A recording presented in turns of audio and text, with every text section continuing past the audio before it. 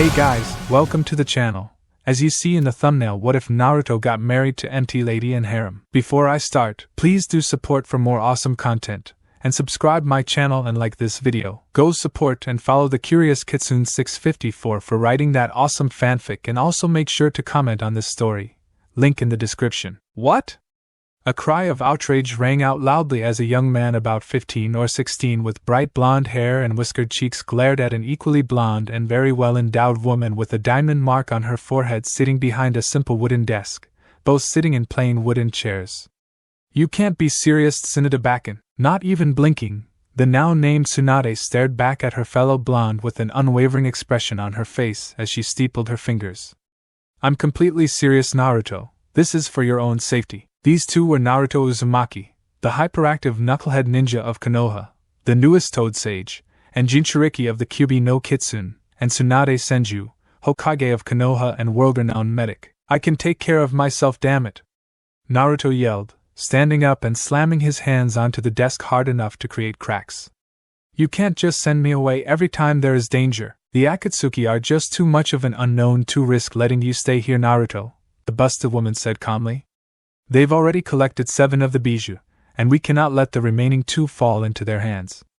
We both saw what Nagato could do. You even admitted yourself that it was no small amount of luck that you were able to beat him. And now this Toby has his Rinnegan." As she spoke, Tsunade glanced out a nearby window to see the massive devastation to be seen, the whole village having been reduced to a crater that was slowly being filled with newly built buildings. All of that was caused by one man. Just one single man, by waving his hand and muttering a pair of words that would haunt citizens' dreams for the next decade at least. "Not only that, but I cannot know. I will not lose another person I care about, not as long as I have a single breath in my body," Tsunade stated adamantly as she turned her attention back towards the whiskered blonde. "And you won't, Bachan," Naruto said, his expression softening a bit as he sank back into his seat. "I promise, I won't be dying anytime soon. I still have to take the position of Hokage from you after all." Unable to help herself, Tsunade smiled a tiny bit herself, for just a split second, before her expression turned to one of sadness. "I know you won't, because I'll make sure of it." Fuinjutsu, Sunya. Before Naruto could react, a soft blue glow lit up on the floor, and then he was completely frozen in place.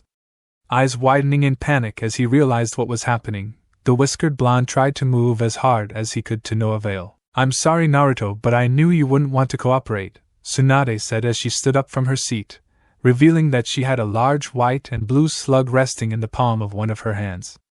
"Until such time as the threat of Akatsuki is dealt with, you are to stay in the Shikatsu forest with Katsuyu." Unable to say anything, or really do anything for that matter, Naruto simply glowered angrily at the woman as she walked around the desk so she was standing right in front of him. "I'm sorry for this, Naruto-san, but I agree with Tsunade that this is the best course of action," the slug, Katsuyu, said in a soft female voice while leaping onto his shoulder and turning around to face Tsunade. "I'll do my best to keep him out of trouble." "I know, now hurry, the seal won't last much longer." "Of course, Tsunade-sama," Katsuyu said before glowing a bright blue. "Ninpo, Suzukuru Gyakukuchi." "No!" Naruto shouted as he shot from his seat, his eyes having changed to a golden color with bar pupils while orange highlights surrounded his eyes, and reached to pull the slug off his shoulder. "Yo's no jutsu." Poof! However, his attempt was in vain as Katsuyu finished the technique, and they both vanished in a puff of smoke. "Damn it, my Naruto sense is tingling. Something went wrong." Tsunade groaned as she felt a familiar nagging sensation in the back of her head that told her the whiskered blonde had somehow ed up her plan to keep him safe. With said knucklehead, "Poof, Kyuso!" Naruto swore loudly as he and Katsuyu appeared in a different place. "I swear I'm gonna kick Bachan's ass when I get." The whiskered blonde trailed off as he noticed something odd. He couldn't feel the ground beneath. Also, was it just him, or was it suddenly very windy now? It took exactly 3 seconds after noticing this to realize what was wrong. "We're falling right now, aren't we?" "Yes, we are, Naruto-san," Katsuyu said in a slightly panicked tone. "We're not supposed to be falling right now, are we?" "No, we should not be, Naruto-san, oh son of a Mainu." Shaking off his annoyance, Naruto took a quick look around to find that he was not only falling, he was falling from a very high height as he saw clouds drifting by below him. However, thanks to this high altitude, Naruto was able to notice some pretty important and alarming details, such as the massive city beneath him at least 6 times bigger than Konoha next to the ocean, the giant metal snow-covered buildings that said city consisted of, the utterly numerous amount of humans he could sense that currently occupied the city thanks to Sage Mode, and lastly yet most eye-catching of all, Katsuyu. Am I hallucination, or is there a giant horned hot lady wearing a white bushy brows outfit duking it out with a moving pile of rocks? The blonde asked in a confused tone. No, Naruto-san, I see them too. The slug stated, sounding just as confused as he did. Good to know. Ground level. Utakiana, a literal giant of a woman and otherwise known as the pro-hero Empty Lady, grinned widely as she easily blocked a wild swing from her opponent, a vaguely humanoid-shaped rock golem. The pair were just outside the city, more specifically at a beachfront area that was normally quite the hotspot but was now abandoned aside from the dueling pair and a few news choppers. This is perfect. Only my first day in this city and I get to handle such highly publicized villain attack, she thought while grabbing the limb and literally ripping it off the main body before promptly smashing it over the thing's head, shattering both. This is just the kind of publicity I needed to make my debut. Gah! A male voice cried out in pain, the broken rock falling away to reveal a gangly man standing inside a small hollow area in the thing's head glaring angrily at the woman. I'll make you pay for that, you worthless hero. Waving his hand, the shattered stones suddenly stopped falling and flew back up to the golem, seamlessly reforming back into a solid body again. Oh, don't worry, I'll just cover your rent. What do you think of a nice prison cell, a whole 4x6 one all to yourself? Empty Lady asked jokingly while stepping backwards to avoid a wild flurry of strikes. Tell you what, I'll even sweeten the deal and make it a nice supermax. Don't mock me. The golem man yelled as he charged straight at the giant woman with his fists raised. I'll crush you. Smash you into paste. Oh, sorry, but I can't let you do that. Instead of dodging again, Empty Lady met the attack head-on and catching the stone limbs mid-swing. The sheer momentum caused the Titanic chick's heels to dig into sand and snow as she slid back several yards before managing to stop. I just got a nice new makeover, and there is no way I'm gonna let you mess it up. With her piece said, Empty Lady shot her knee up and smashed the golem's chest to pieces. Then, before the thing could start to rebuild itself, she used her grip on its arms to hoist what remained of the top half over her shoulder and toss it into the ocean with a heavy splash. Maybe that'll help you clean up your act, the woman stated tauntingly while dusting her hands off. Nailed it. Once Empty Lady was done with her showmanship, she stepped into the water herself, intent on recovering the villain before he either drowned or regained his bearings. Hoy! Giant hot lady! However, after just a few steps, the giant-sized heroine had her attention stolen away by a loud shout from above. Snapping her gaze towards the sky, she couldn't help but blink in surprise as she spotted a whiskered blonde teen in the air several hundred yards directly above her. Another villain? Must be a real stupid one if he's calling me out from way up there, Empty Lady thought, giggling under her breath as she watched the young man falling towards her. What the hell are you doing up there, kid? Trying to fly but forgot the wings. Ha! That's a good one, the boy said with a chuckle before shaking his head and turning serious again. But seriously though, you mind lending me a hand? This wasn't exactly intentional. Okay, either he's a very stupid villain, or he just some kid who messed up while screwing around with his quirk, the giant blonde thought with a roll of her eyes while turning around and taking a few steps backwards with her hands held up in a cupped position. Alright, kid. I've got ya. Just keep it steady. As one would expect with a world where almost everybody had some kind of superpower, it wasn't uncommon that some would have trouble controlling said power without it figuratively, and in some cases quite literally, blowing up in their face. Sure thing, la, look out. Splush. Wagh. Spinning around on reflex as a wave of water suddenly splashed her back, Empty Lady only had a split second to see as the golem she'd been fighting burst out of the ocean with its lower half replaced by sand before a stone fist crashed into her gut. You bitch! I'll kill you! The man controlling it yelled, just visible through a broken segment in the front, while punching her again, knocking the wind out of her. Kyuso! Meanwhile, Naruto swore loudly as he crashed through the huge amount of salt water that had been tossed into the air, effectively blinding him. Ah! It burp poof. Katsuyu's scream of pain was cut off mid-sentence, as she was forced to dispel before the salty fluid killed her. Well, this is gonna hurt. Tumbling through the air wildly, unable to see and his sage senses too overloaded to help, Naruto was pretty sure he was in for a pretty rough landing. So imagine his surprise when instead of a painful freezing dip into the ocean below, the whiskered blonde found himself crashing into, and being enveloped by something soft, warm, and cushiony. Quickly blinking away the water in his eyes, the teen only felt his confusion rise when he found himself surrounded by purple. However, a split second later some movement above him caught his attention, causing Naruto to glance upwards to see the giant lady's head looming over him, her expression a mixture of surprise and pain. "Oh my Kami," Naruto thought, his eyes widening as it clicked in his mind. "I'm smushed against a huge WHA." Without warning, Naruto was flung away with the force of a cannon when the giant he crashed into sprang back to its original shape, the fleshy lobe jiggling like a pile of jello as it did. Crack. This time, however, the whiskered blonde's flight ended right after it started as he ended up smashing into the head of the golem the woman had been fighting. Easily breaking through the fractured rock, Naruto ended up giving the man controlling the beast a powerful head before he could react, before smashing right out the back with said man in tow and tumbling into the freezing ocean below. With its master separated from it, the golem itself immediately collapsed, falling apart like a puppet that's had its strings cut. This in turn left Empty Lady standing all by herself with a baffled expression, her brain still trying to understand what just happened exactly. However, upon a now familiar mop of golden hair popping back to the surface with a gasp, the titanic blonde snapped from her shocked stupor and scooped the whiskered teen out of the water. "Hey kid, you okay? Just peachy," Naruto stuttered sarcastically, his whole body shaking and his skin quickly gaining a blue tinge from the cold, but otherwise he was unharmed as his eyes faded back to normal. Despite his coldness though, the blonde's cheeks were a nice cherry red as he avoided looking directly at his fellow blonde, or more specifically her assets. "Oh Kami, this is awkward. Should he be apologizing? How would someone apologize? Oh hey, sorry about randomly falling out of the sky and crashing into your massive boobs. I bet nobody's ever had to deal with anything like this before." Meanwhile, NQV Universe, Achoo, Titan Cliff, Naruto crashed into the softest thing he had ever felt in his life, as Empty Lady and Kamui Woods appeared in front of him, coming up out of the water and appeared in front of him, blocking his escape route.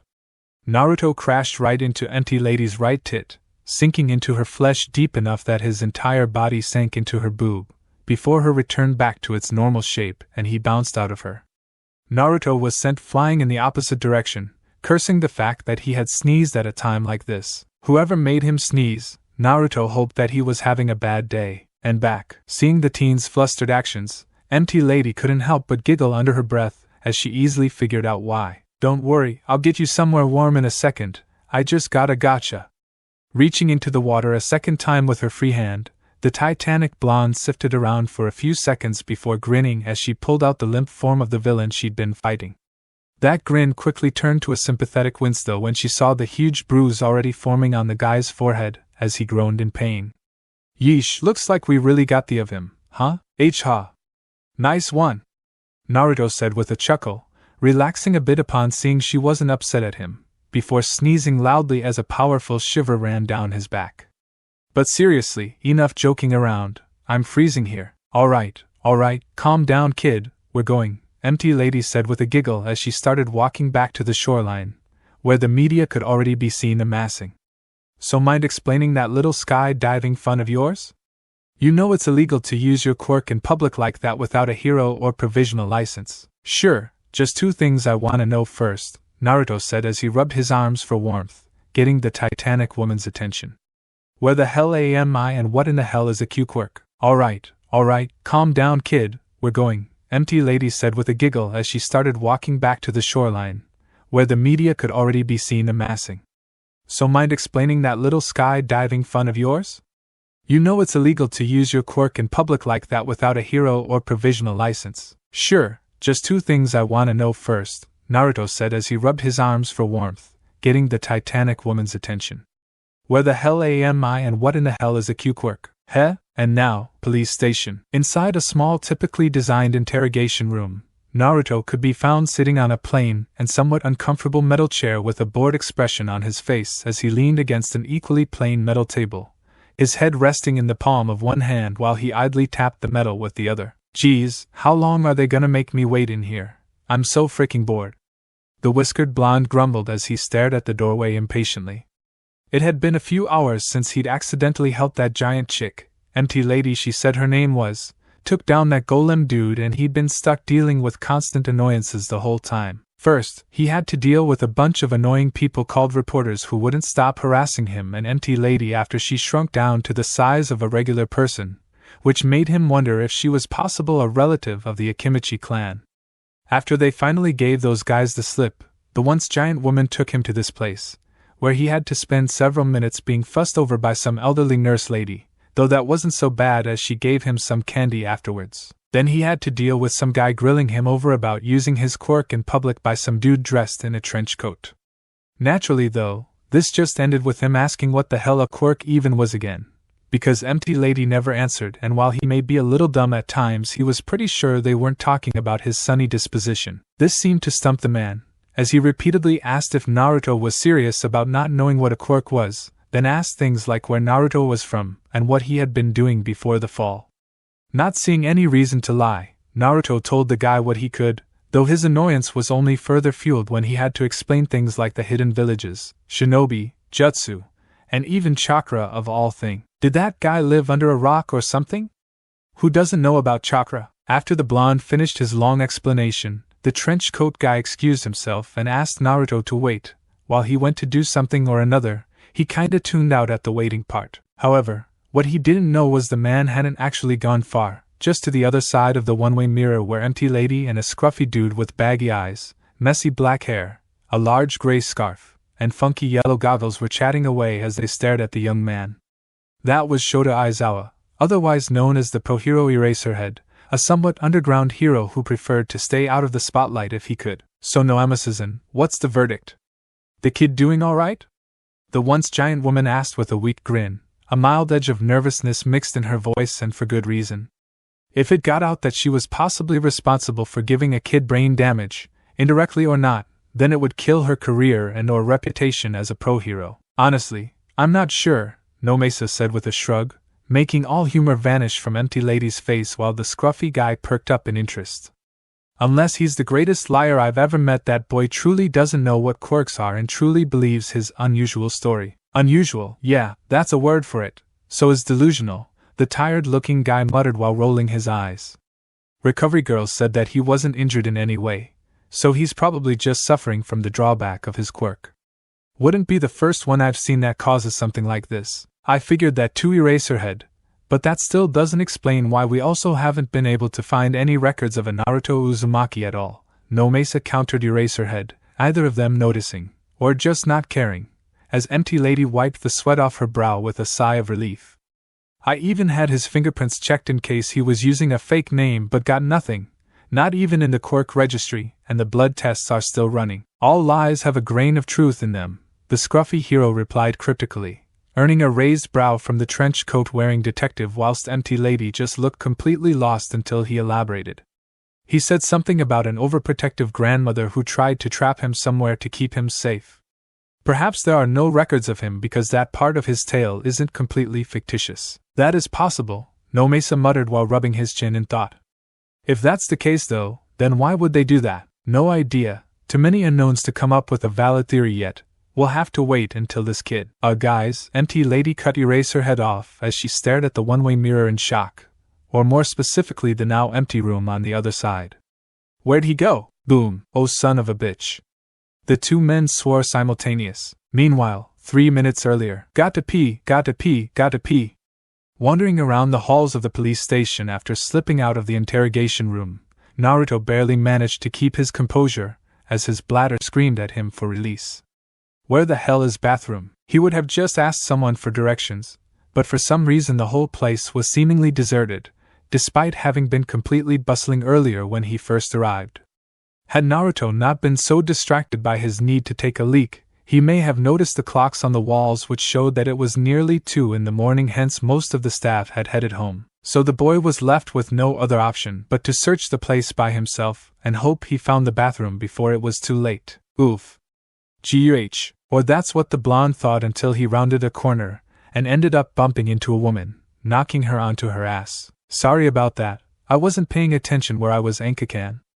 Naruto started to apologize as he reflexively held his hand out to help the lady up, only to cut himself off when he got a good look at her. This was Namuri Kayama, otherwise known as Midnight, the 18+ only hero, who had dark purple almost black hair and large chest, wearing a thin red mask that framed her eyes and a dominatrix-like outfit consisting of a black leotard over a light tan skin suit, a belt hanging loosely around her waist, blue stockings, and black knee-high boots. Said woman blinked in confusion at what he called her before shaking it off and accepting the hand. No harm done, and the name is Midnight, not Anko. My bad, the whiskered blonde said, pulling Midnight back up to her feet with a single tug before scratching the back of his head with a sheepish grin. You look a lot like her. Oh really, is that so?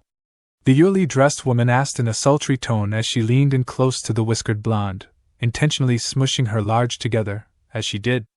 She just loved teasing young men like this. Their flustered expressions were always so amusing, and it admittedly did boost her vanity just a tiny bit to know she could incite such reactions so easily. Yeah, you guys could practically be sisters. You're even dressed kinda like her. So imagine her surprise when Naruto just smiled back casually, not even the smallest blush on his cheeks as he spoke.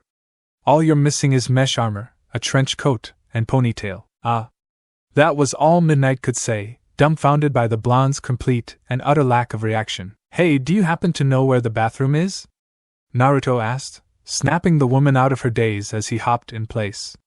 I really need to go. I can see that. Unable to help herself, Midnight giggled softly as she watched the boy do the age-old potty dance before jabbing her thumb over her shoulder towards a plain door with a blue man icon painted on it in the hallway she'd just come.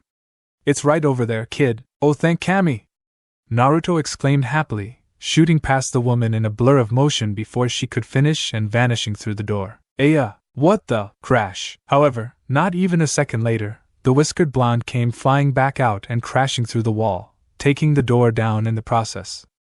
The cause for this was quickly revealed a moment later when a very angry woman with dark tan skin, pure white hair, and a pair of long bunny ears came marching out. And stay out, you damn pervert! She yelled, her arms crossed as she glared at Naruto's groaning form before seeing Midnight standing nearby. Hey Namuri, can you believe this moron? Thinking he can get away with barging into the women's restroom like that in the middle of a police station. Mirko, the 18+ only hero, started as she pointed to the now named Mirko's side, getting the bunny woman to look over and see a door with a pink female icon a few feet away. That's the women's restroom. You're in the men's room. Oh, so I am, Mirko muttered as her anger rapidly changing to awkward sheepishness. Her gaze drifted back to Naruto as the whiskered blonde got back up with a scowl, a large rabbit foot-shaped bruise forming on his face and a noticeable stain on his pants. Oops, you made me piss myself, Naruto stated in a menacing tone while cracking his knuckles. I'm gonna kick your ass. Present. What the hell? Nomesa exclaimed as he, empty lady, and Eraserhead came rushing down the hall from the observation room to find the police station utterly wrecked.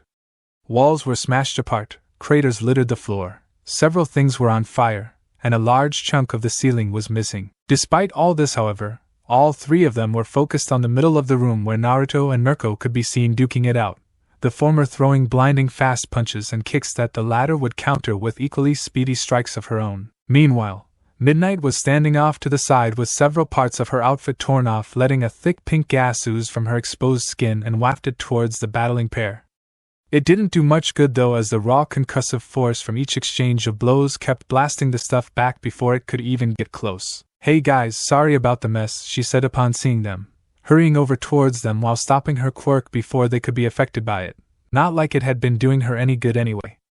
I've tried to break them up, but I just can't get close enough to do anything. Why are those two fighting? Eraserhead asked, not too concerned since Midnight was obviously not concerned or she'd be right in the fray as well, rather off to the side talking to them. Mirko used the men's room by accident and pissed the boy off, in more than one way, when she literally kicked him out when he tried to go in. The adult-rated heroine explained, making the scruffy man to facepalm while empty lady couldn't help but giggle and Nomesa sighed in exasperation. Whatever, I'm putting a stop to this, Eraserhead said dully as he stared directly at the battling duo while his eyes started to glow red and his hair stood up, showing that he had activated his quirk Erasure, which could completely negate most quirks with just a look. However, to his surprise, while Mirko became much slower the instant his gaze settled on her, Naruto was somehow completely unaffected. The whiskered blonde ended up turning this to his advantage as he caught the weakened bunny woman's kick and used that hold to fling her into the air. Kage Bunshin no Jutsu. 4 copies of the blonde appeared in puffs of smoke, perfectly surrounding the Witette as she fell back to earth. What followed next was a complete and total beatdown in the span of 3 seconds before the clones dispelled and the original charged in with a tiny blue ball of energy spinning in his grasp that he promptly slammed into the woman's gut. Chibi Rasengan. All Mirko could do was gasp in pain as the sphere drilled against her stomach, the fabric of her outfit instantly getting shredded apart, and the flesh underneath started to twist into a spiral before the attack burst, sending her crashing through one of the few remaining intact walls. Crouching slightly afterwards in preparation, Naruto was just about to sprint after Mirko to keep the brawl going, only to end up jumping backwards to avoid the gray cloths that suddenly tried to grab him. Jerking his head towards the source of the attack while reaching for his kunai pouch on reflex, the blonde froze upon seeing the trio of heroes and detectives staring at him, their presence snapping the teen out of his anger. "I'm in more trouble now, aren't I? Later, this bites," Naruto grumbled, now seated in the corner seat of a nice leather couch inside a moderately sized and somewhat plain apartment. The only decoration really consisting of some basic furniture, a few photos and news clippings on walls, various home exercise equipment, and a decent flat-screen television. However, the more noticeable thing would be the interesting new accessory currently around the blonde's neck. It was a black collar, strapped firmly in place against his jugular with a small black box attached to the side that had a blinking green light. "No kidding, Mirko," or Rumi as she was known off-duty, said with a scowl of her own from the other side of the couch, a pile of blankets topped with a pillow acting as a divider between the two, idly scratching at her own collar in annoyance with one hand while the other held an ice pack to her injured stomach. She was out of her hero outfit, and instead was wearing a plain gray t-shirt and a pair of loose blue sweatpants. "I can't believe this bull. They put me, the 5th best hero of Japan, under ing house arrest. Do you know how long everyone's going to hold this over my head for?" As punishment for destroying the police station during their brawl, both Naruto and Rumi were put under house arrest for the next few months. "At least you aren't the one stuck with a babysitter," Naruto said with an annoyed huff. Since he had no known address nor legal identification, or at least not one recognized by the Japanese government, he had been put under the bunny hero's care for the time being, something neither of them were really happy about. "And whose fault is that exactly?" Rumi asked rhetorically, a smirk on her lips at the blonde's apparent misery. However, it was quickly wiped away when his gaze snapped towards her with a withering glare.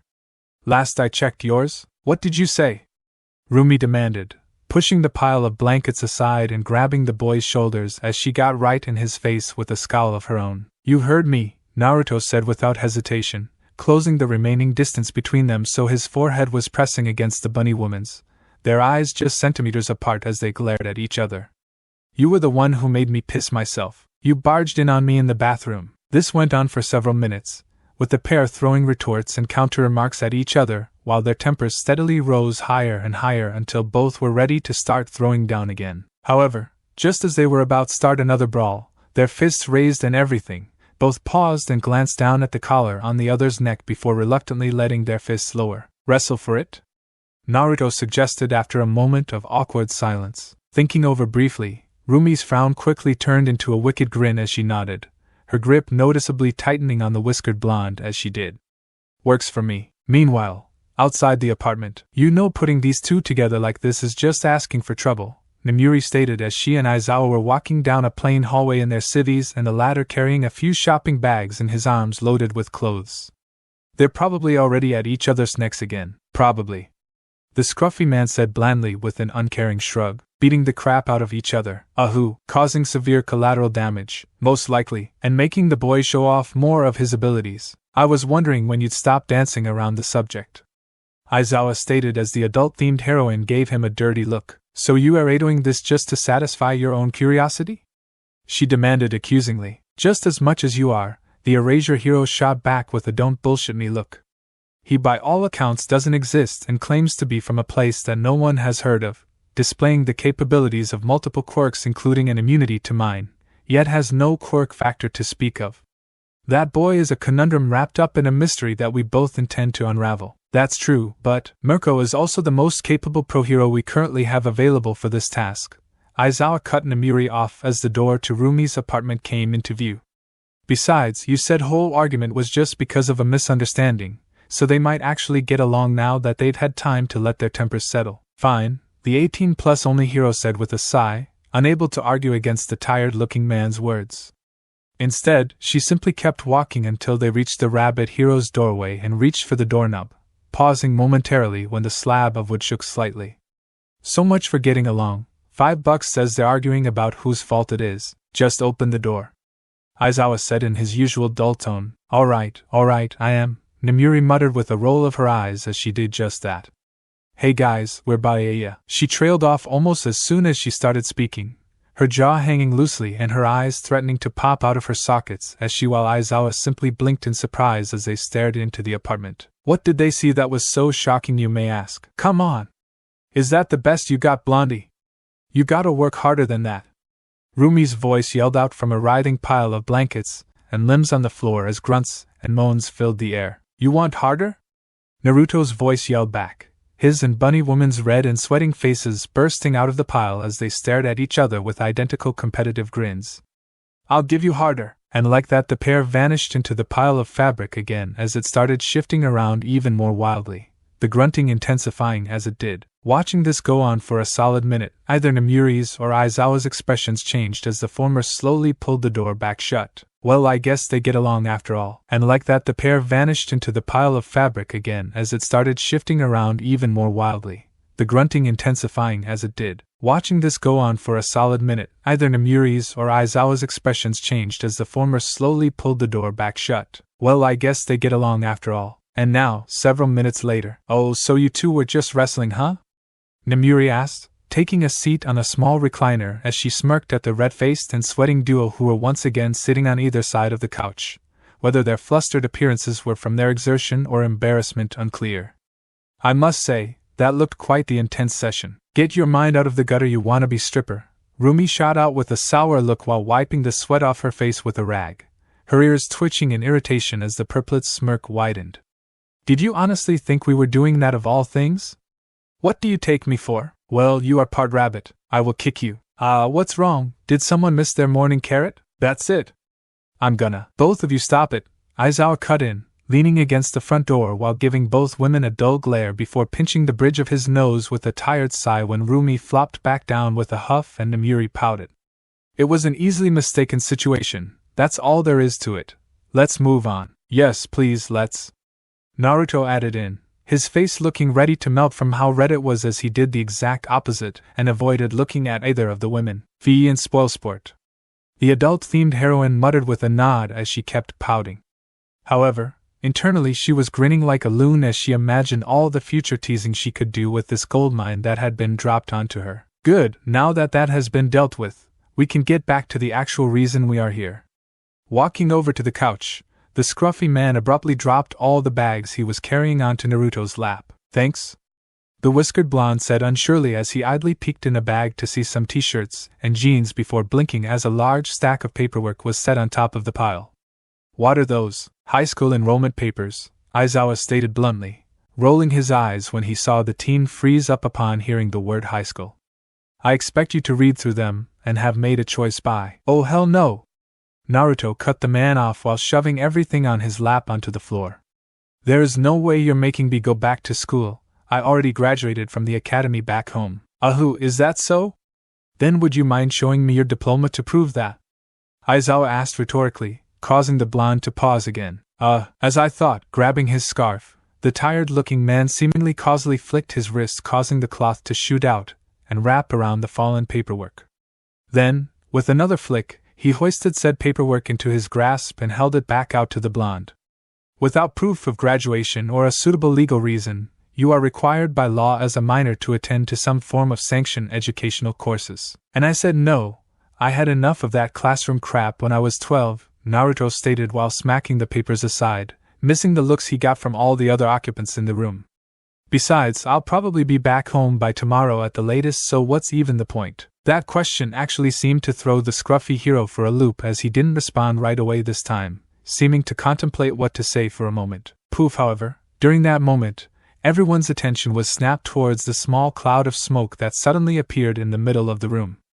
Instantly on edge, Namuri and Aizawa started to get in defensive stances, only to end up blinking in confusion when they saw a basketball-sized red-skinned toad wearing a Yakuza jacket and holding a scroll in its hands. Ignoring the pair of confused stares, the amphibian idly looked around the room for a few moments before croaking happily when his gaze settled on Naruto. "Senen-san, I have Hokage-sama's response from your last message," he said while holding the scroll out towards the whiskered teen. "Sweet." Grinning widely, Naruto immediately took the offered roll of parchment, and in turn gave the toad a small box of Pocky he had in his pocket. "Thanks for helping me out, Gamakuchi." "Of course," Senen-san ribbit, "it was no problem," the now named Gamakuchi said with a bow as he eagerly munched on his newly acquired sweets before vanishing in another burst of smoke. "What the hell just happened?" Narumi and Aizawa unknowingly thought at the same time, question marks blinking around their heads as their eyes flickered from where the toad had vanished to Naruto, as he unrolled the scroll and back again. Sure, both of them had seen just as weird, or even weirder things than a talking toad appearing from thin air, but the sheer randomness of it just left them both baffled. "Huh, that was faster than you said it would be," Rumi said before quirking a brow when she saw the other two pro-heroes' gazes to shift over to her. "What? Is there something on my face?" Toad, not surprised. "Why not?" Namuri asked bluntly while pointing to the empty space Gamakuchi had briefly inhabited. "Oh, that?" Naruto said he has some blood contract thingy with toads so he can call them to his side whenever he needs something, the rabbit woman explained with wave of her hand. "He did so last night before we went to bed to send a message back home to tell some chick called Susamething what happened to him. This is probably her response." "Ah, got it," the purplet said with a nod as again, while strange, it was definitely not the strangest thing she'd heard or seen. As the two women were chatting, Aizawa let his attention drift back to Naruto, though he did make sure to listen to the whole conversation and add Toad summoning to his mental list of the blonde's abilities. However, upon noticing the annoyed look on the whiskered teen's face as his eyes darted all over the scroll, the scruffy hero found his curiosity piqued.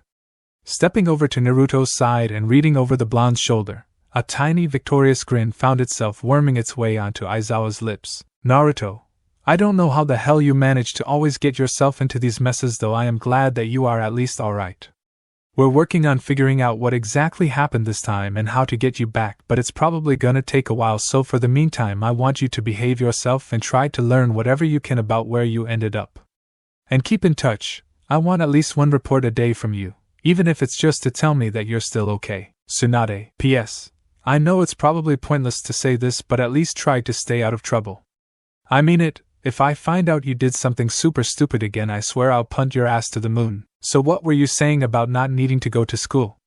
the tired hero asked, earning an exasperated sigh from Naruto as the blonde hung his head in defeat, while he the scroll back up and stuffed it into his pocket. "Just give me the stupid papers," he muttered grumpily, swiping the stack of enrollment sheets from the man before going over to and flopping onto the couch, slowly reading through the stack with a scowl while ignoring the smug look Rumi was now sending him. "Good, my work here is done." Walking out the front door as he spoke, Aizawa stopped just before closing the door and glanced back into the room.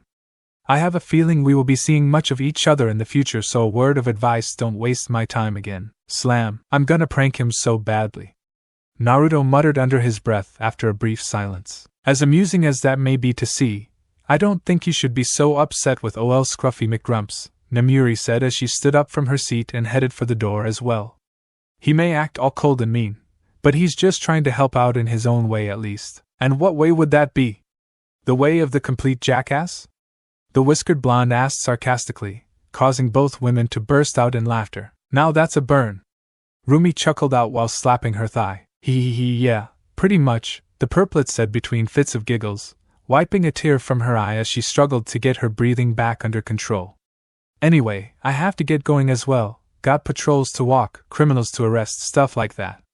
See you both later." And with that she was gone as well, leaving the blonde and Wittet pair all aloe. "Oh, and before I forget," Namuri said as the door popped open and her head peeked through with a mischievous grin, "I called dibs on being the godmother." Slam. And with that the purplet was actually gone, leaving a stunned and brightly blushing Naruto and Rumi to gape at the doorway for several moments. "She's never gonna let that go, is she?" Naruto asked once he snapped out of his shock. No, she will not," Rumi groaned out miserably. Her blush already faded away as she palmed her face. I still don't get how they could think we were having though. I mean, come on, we literally just met each other last night. I know, and it's not like we were getting along. You made me piss myself for Kami's sake. Naruto added, earning a brief sour look from the bunny woman. I said I was sorry, she grumbled with a huff as she crossed her arms before suddenly smirking. Besides, even if we were doing that, there's no way some brat like you could get me that worked up. Now it was Naruto's turn to look annoyed as his head snapped around to send Rumi a scalding glare. What's that supposed to mean? Oh, nothing, just that a cute little virgin boy like you would have more luck getting a rock aroused than me. The bunyard woman said haughtily, eyebrow twitching rapidly as veins bulged on his forehead and his cheeks pure red. Naruto's hand shot out like a rocket and grabbed Rumi's shirt before pulling her in close so they were eye to eye.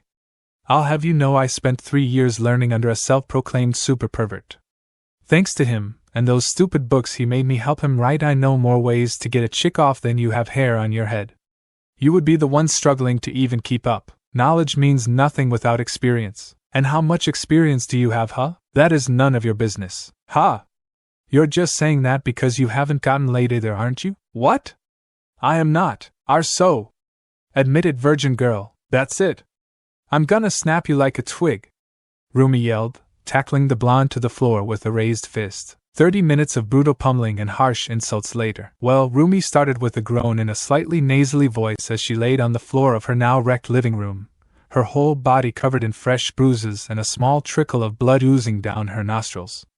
Despite all that though, she had a big smile on her lips as she slowly turned her head to an equally battered Naruto laying a few feet away. That was fun, if you say so, the whiskered blonde muttered tiredly, massaging the side of his jaw while spitting out a mouthful of blood. I think you knocked some of my teeth out. Definitely got at least one of them, the bunny woman stated, raising her fist up to show the incisor embedded in her knuckles, which Naruto plucked free before stuffing back in its rightful spot in his mouth. Gross, you know that has my blood on it? I've dealt with worse, Naruto said with a shrug as he sat up and slowly got back on his feet.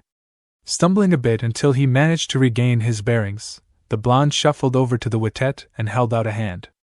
We good? Looking at the hand for a few seconds with a contemplative expression before nodding and taking the hand, a smile spreading across her lips as she was hoisted up to a standing position. Yeah, we're good. Great, the whiskered blonde said with a grin of his own, which quickly turned sheepish as he looked around at the thoroughly thrashed living room. Sorry about the mess. Meh, don't be, it's just as much my fault as it is yours, Rumi stated, waving off the teen's apology as she started to stretch a bit, several of her joints cracking loudly in the process. Besides, there's nothing quite like a good old-fashioned brawl to work out one's anger. None of that pansy-ass talking it out bull. Naruto couldn't help but nod in agreement, honestly feeling much better despite his many bruises and still missing tooth. That said, you are still helping me clean all this up. Fair enough, Kage Bunshin no Jutsu. In a puff of smoke, 3 duplicates of the whiskered came into existence, and quickly got to work tidying up the place. Heh, I almost forgot you could do that, Rumi said with a short chuckle before flopping onto the couch once the clones unflipped it, the original blonde joining her a few moments later after he reluctantly scooped up the discarded enrollment forms. So, any idea which school you're gonna go to? Preferably none of them, but that's not an option apparently, Naruto grumbled, earning another chuckle from the off-duty heroine. Amen to that, she said while leaning back in her seat. I was never much a fan of school myself, what with having to sit in those damnable uncomfortable chairs, all those stupid rules that are impossible to remember.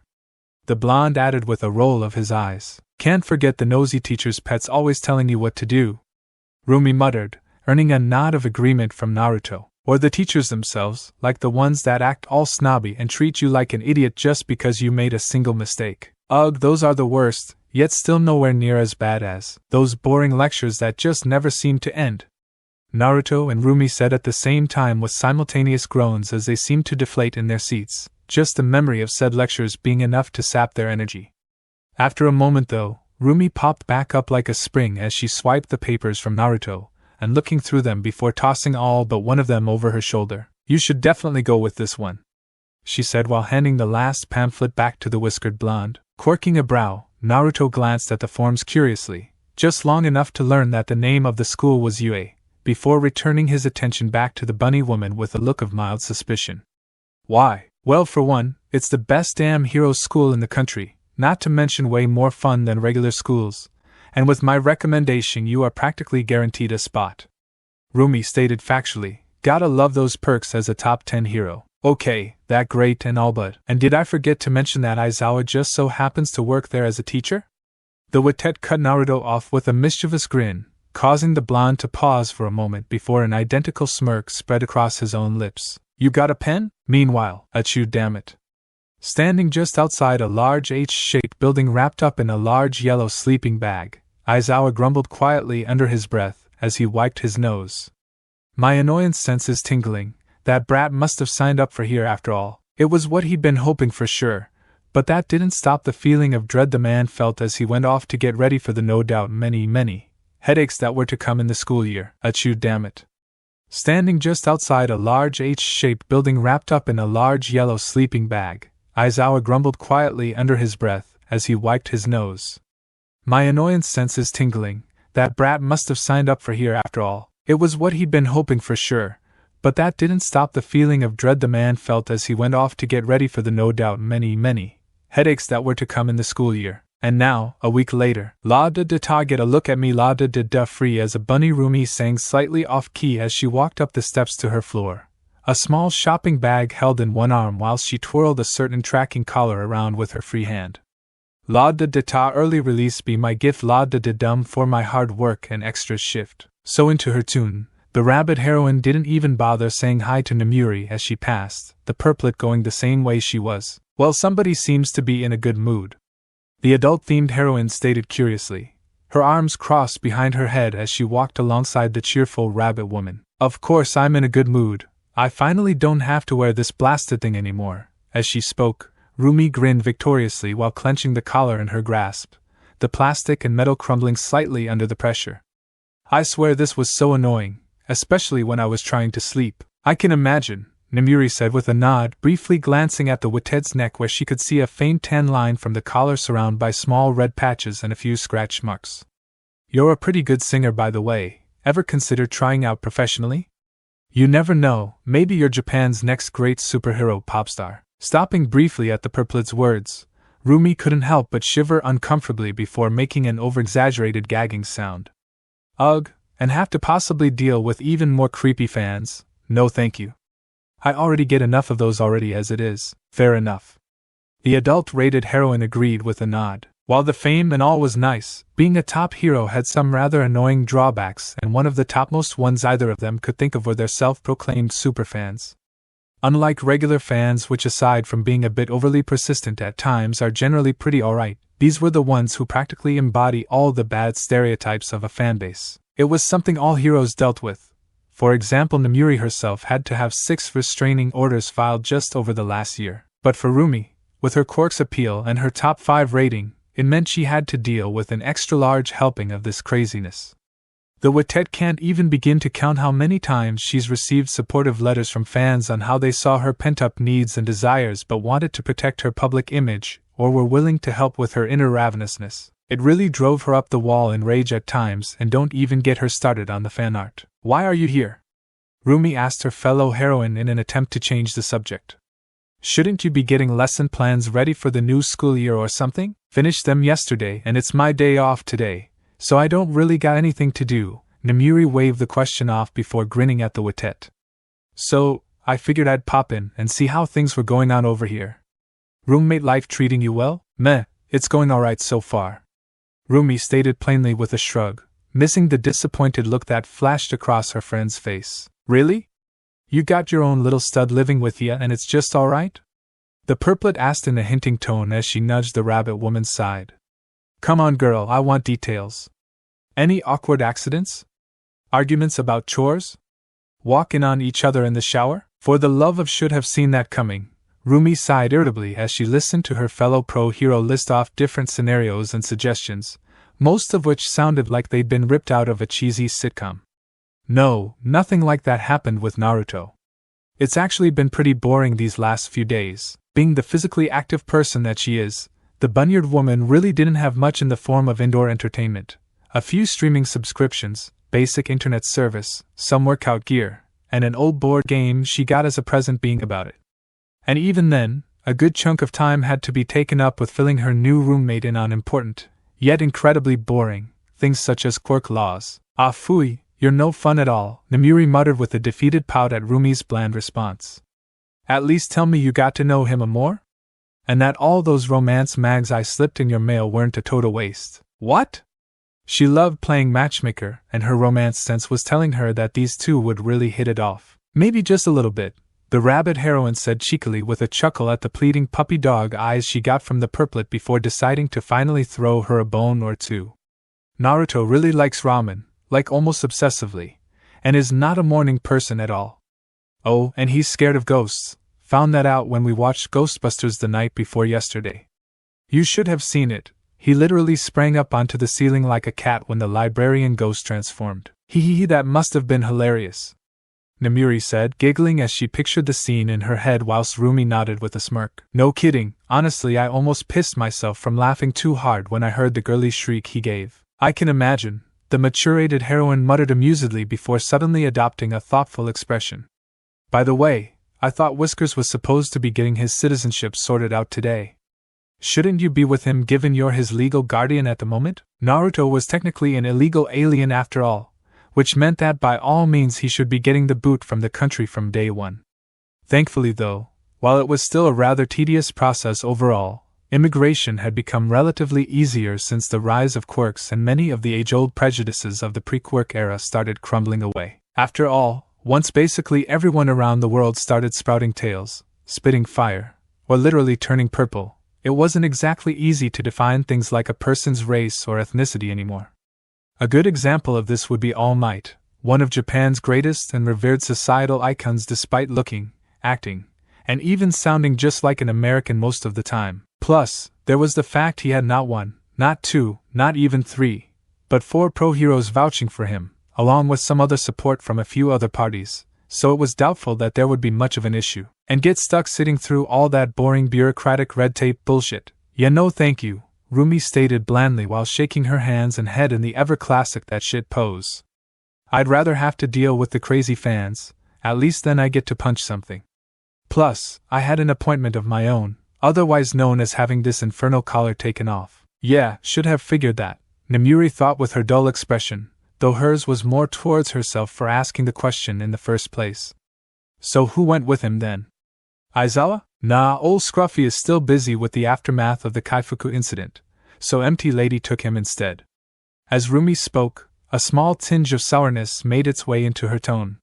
Yesterday, a 2-bit drug addict with high-velocity cannons in his shoulders tried robbing a hospital for his next fix and ended up causing tons of property damage in the process until Eraserhead arrested him. That wouldn't have been so bad if it hadn't also been right smack dab in the middle of the rabbit heroine's turf, and thus should have been her laying the beat down on that idiot.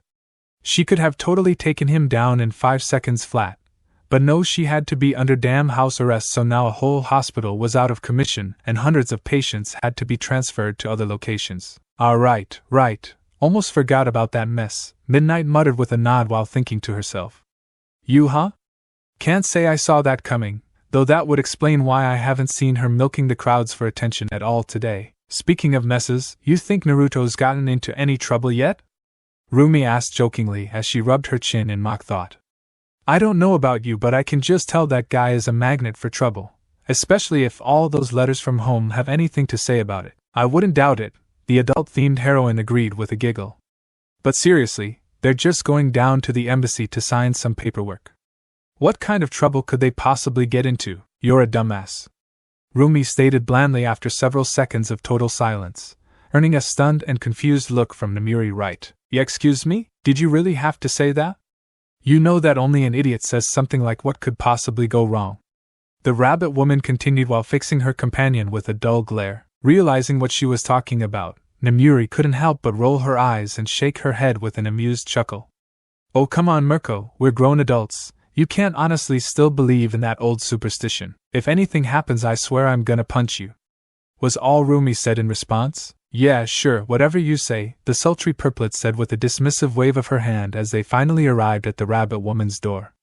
I'm just quivering in my... Namuri ended up trailing off mid-sentence the moment Rumi opened her door, both of their eyes widening in shock and perfect WTF expressions appearing their faces. Why? Naruto could be found sitting on the couch, a look of tired resignation on his face and a scratch on his cheek that was slowly fading out of view, while you was over in the kitchen area grabbing a fresh ice pack from the freezer for the bad black eye she has. Now that alone was odd enough, but then there were the two other people in the apartment as well, sitting on either side of Naruto. To the whiskered blonde's left was a lovely middle-aged woman who could almost pass as Rumi's sister, with shoulder-length pure white hair, pale skin, and light brown eyes, in a slightly tattered and messy white gown which seemed oddly familiar to the purplet.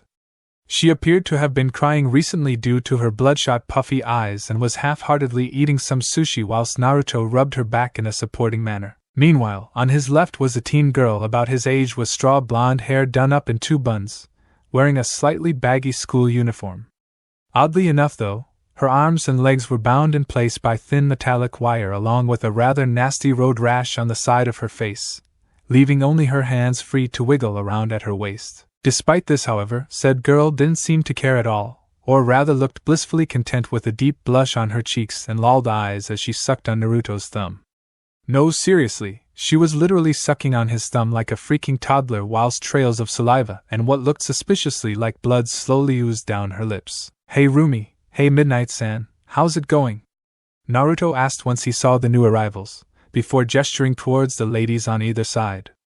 And before you ask, I do have an explanation for this. While Wham Midnight started to say something only to be cut off when Mirko suddenly smacked her right in the face with a surprise backhand, sending the adult-rated heroine flying back into the hall. Start from the beginning. The rabbit heroine stated while flopping down on a nearby recliner, ignoring the stunned looks she was getting from everyone else in the room. Earlier that day. Ugh, I am so glad that's over with. Naruto groaned as he and you stepped out of a government building, the former rolling his wrist with an annoyed grimace whilst the latter rubbed her eyes sleepily. You and me both, you muttered, yawning and stretching before sighing in relief as her joints popped audibly. I swear these guys just love boring the hell out of people because they got it down to an art. No kidding to Bayo, but at least it's over with, the whiskered blonde said optimistically as he patted his pocket where his new residence visa was. It was only a temporary one which would expire in a few months, but by then he would hopefully have a permanent one approved, or something like that. He kinda zoned out at the end there. So, are we heading back now? Not quite. Let's get something to eat first, I'm starving here, you said while rubbing her stomach as it growled softly in protest of its emptiness before grabbing Naruto's arm and walking along. There's a nice little sushi joint just a few blocks from here, we can grab some to go. Feeling more than a bit peckish himself, Naruto nodded in agreement, and let the older blonde drag him along.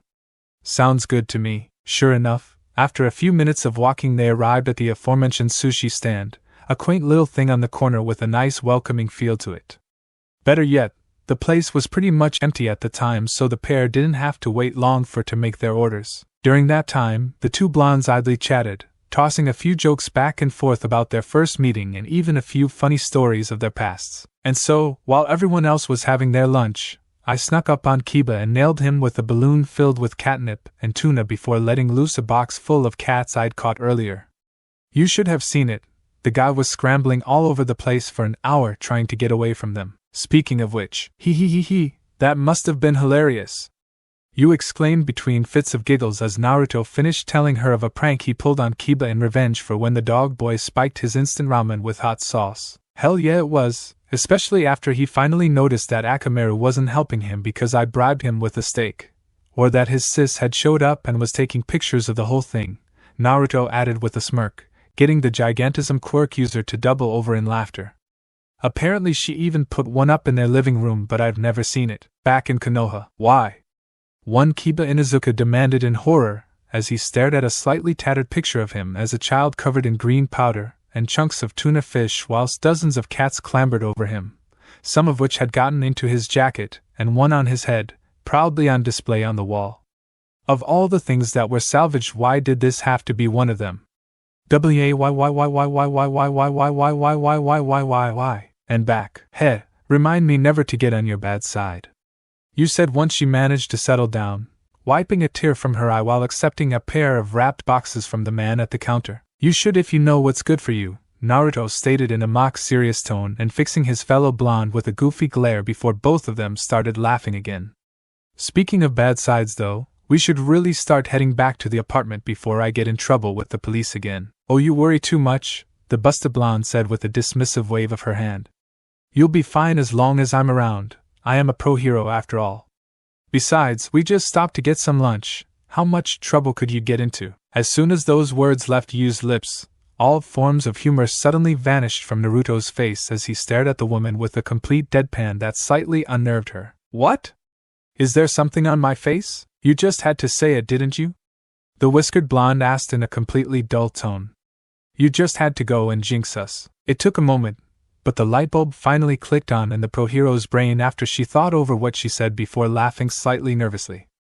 Don't be so dramatic, Naruto, that's just a silly superstition. Heads up. When a voice suddenly shouted out, cutting you off and getting both blondes to snap their attention to the side just in time for the Gigantism quirk user's face to become intimately familiar with a soccer ball, knocking her right on her ass. Catching the black and white ball as it bounced back into the air, Naruto idly tossed it back to the group of kids that were playing with it while staring down at the downed heroine, his expression unchanged. You were saying? Back to the present. Pfft. Ha ha ha ha ha. Nemuri fell out of her chair clutching her gut, one of the wads of tissue popping out of her bruised nose as she kicked her legs in the air. Hee hee. She wasn't the alone in her amusement either, as Rumi giggled uncontrollably while pounding her fist on the arm of her chair so hard it started to crack. Oh, shove it, will ya? It wasn't that funny. You grumbled while glaring at the two laughing women, only to be completely ignored. Anyway, Naruto continued. After that I helped you over to a nearby park bench and, a few minutes after the soccer accident. Ugh, great. This is gonna take forever to go away, you groaned while sinking onto the bench, pressing a plastic cup full of ice against her swollen eye, a bruise already starting to form around it. This proves nothing, by the way. Yeah, just keep telling yourself that. The whiskered blonde retorted with an amused eye roll before taking in the surrounding park. It wasn't very large, maybe 2 blocks at most, but made up for it with a lush variety of plants and trees. Inhaling deeply, he couldn't help but smile wistfully and lean back on the bench with a sigh, earning a raised brow from his fellow blonde. What's up with you? You sound like you got something on your mind, not just feeling a bit homesick, I guess. Naruto said with a shrug as his gaze drifted upwards. Alright, you muttered while nodding in understanding, knowing all about the boy's literally otherworldly origins before adopting a curious expression. If you don't mind me asking, what is your home like? Honestly, it's in a bit of a mess right now, Naruto said bluntly, making the heroine blink in surprise and confusion until he continued. A man named Nagato, a villain as you'd call him, attacked a few weeks ago and ended up wrecking the place pretty badly. Thankfully everyone made it out alright, but he literally leveled almost every part of the village. Damn, he must have been pretty tough. The black-eyed blonde said with a grimace from picturing a single guy demolishing a whole town single-handedly. You have no idea, was all the whiskered blonde said in response, subconsciously rubbing his hands where they had been impaled with chakra rods.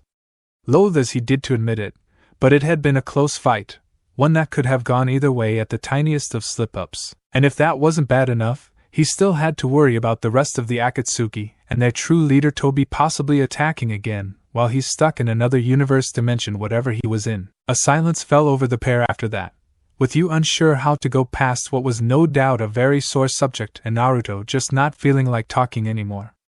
So instead, the former began to awkwardly help herself to her sushi whilst the latter kept staring up at the sky with a 1,000-yard stare. However, after a minute or so and unnoticed by the heroine next to him, the whiskered blonde's eyes suddenly closed, and he became utterly still, with not even the rising of his chest able to be seen.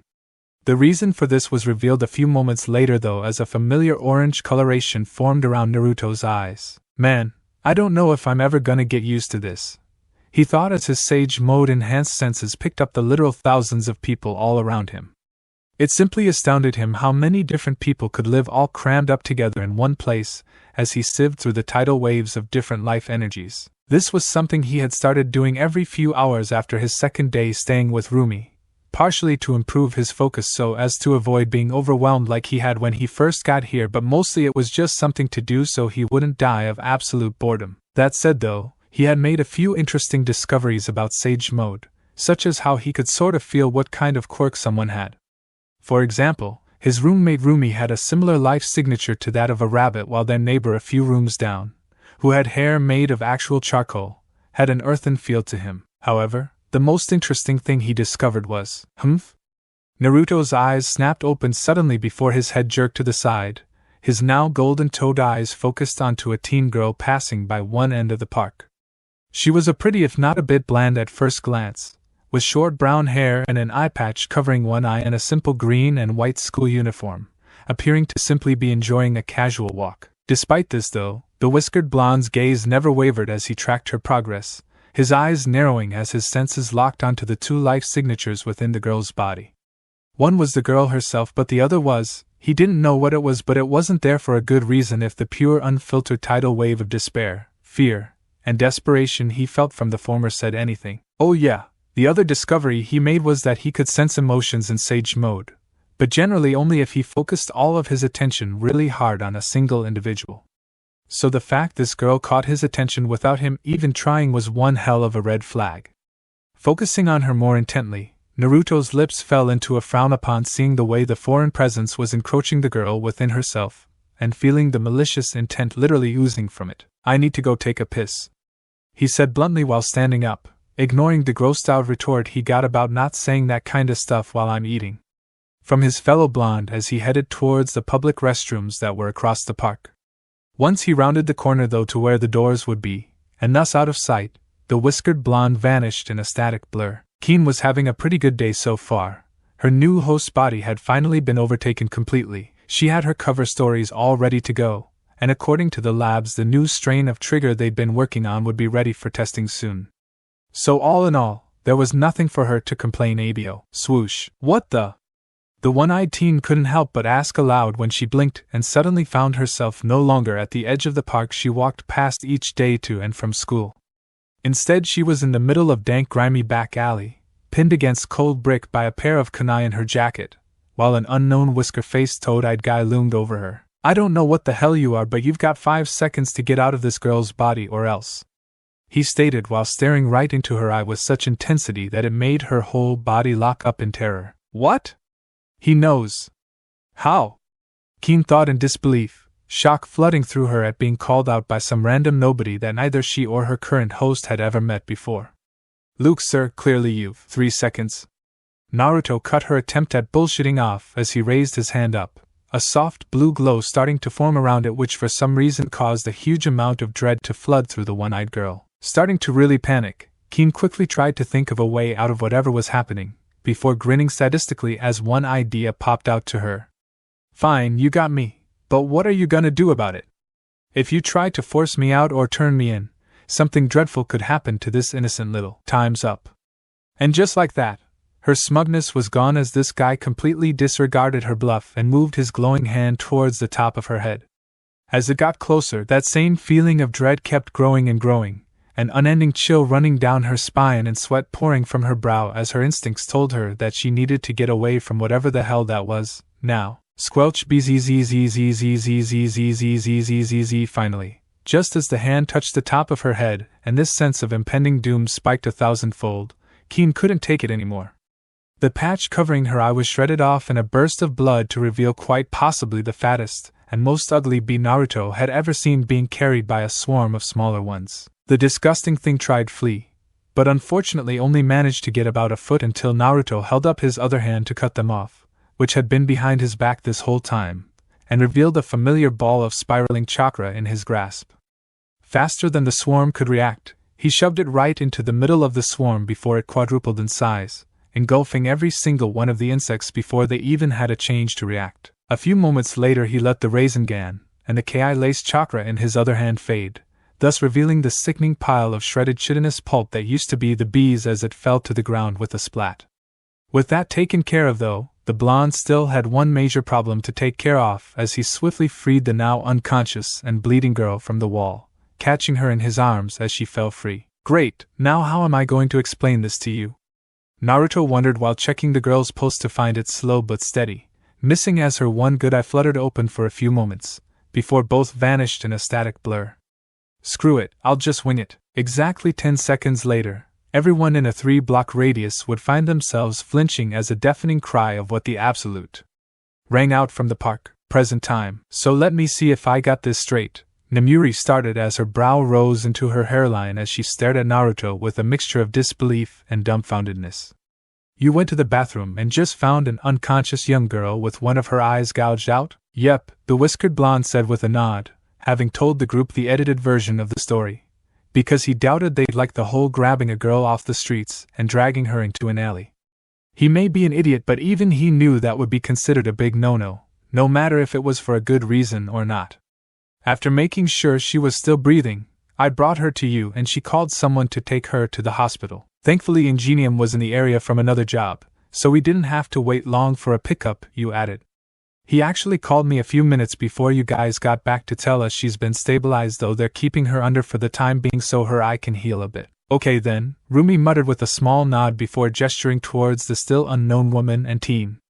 Then I'm guessing that after that is when you met Sorry I never asked, but what are your names? My apologies as well, it seems I've forgotten my manner, the Watet beside Naruto said in a polite and soft, almost whispery tone of voice while bowing lightly.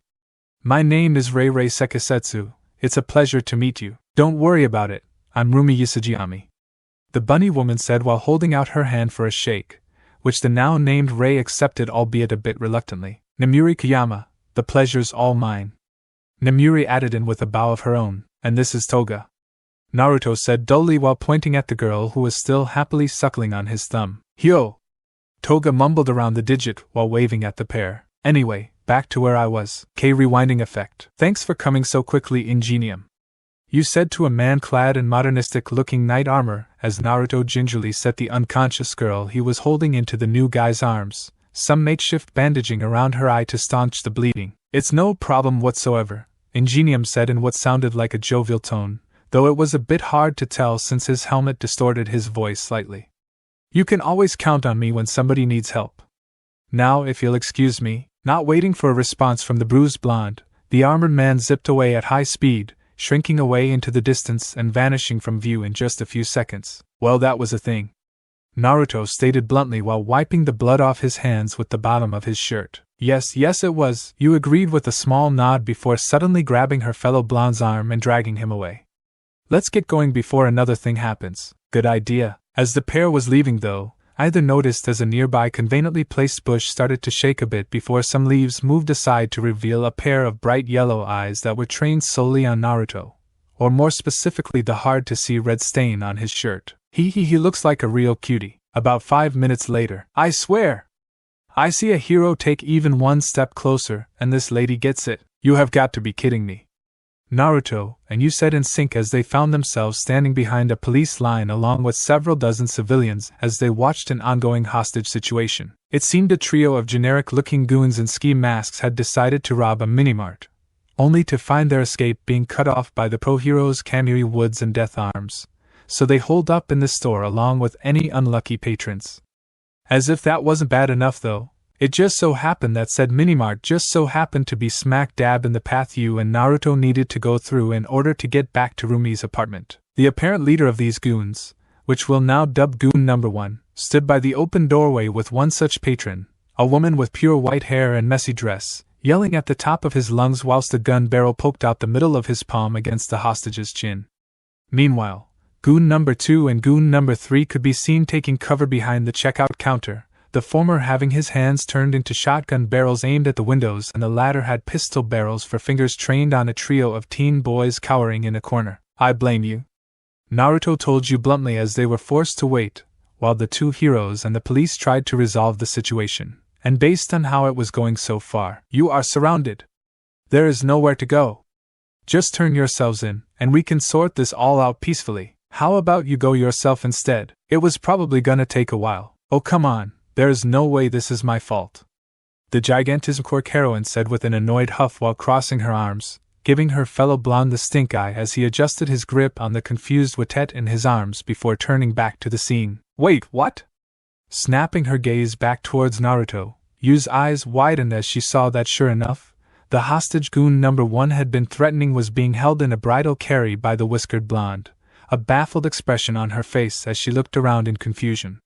Not only that, but the three boys that had been in the store as well were now a couple feet to their left now, looking equally confused. What the? How in the hell? Hey! What's the deal? And for the cherry on top, all three of the would-be robbers were suddenly tied up together in a tight bundle by a thin metallic wire at the entrance of the minimart. Whoa, what the heck? So fast.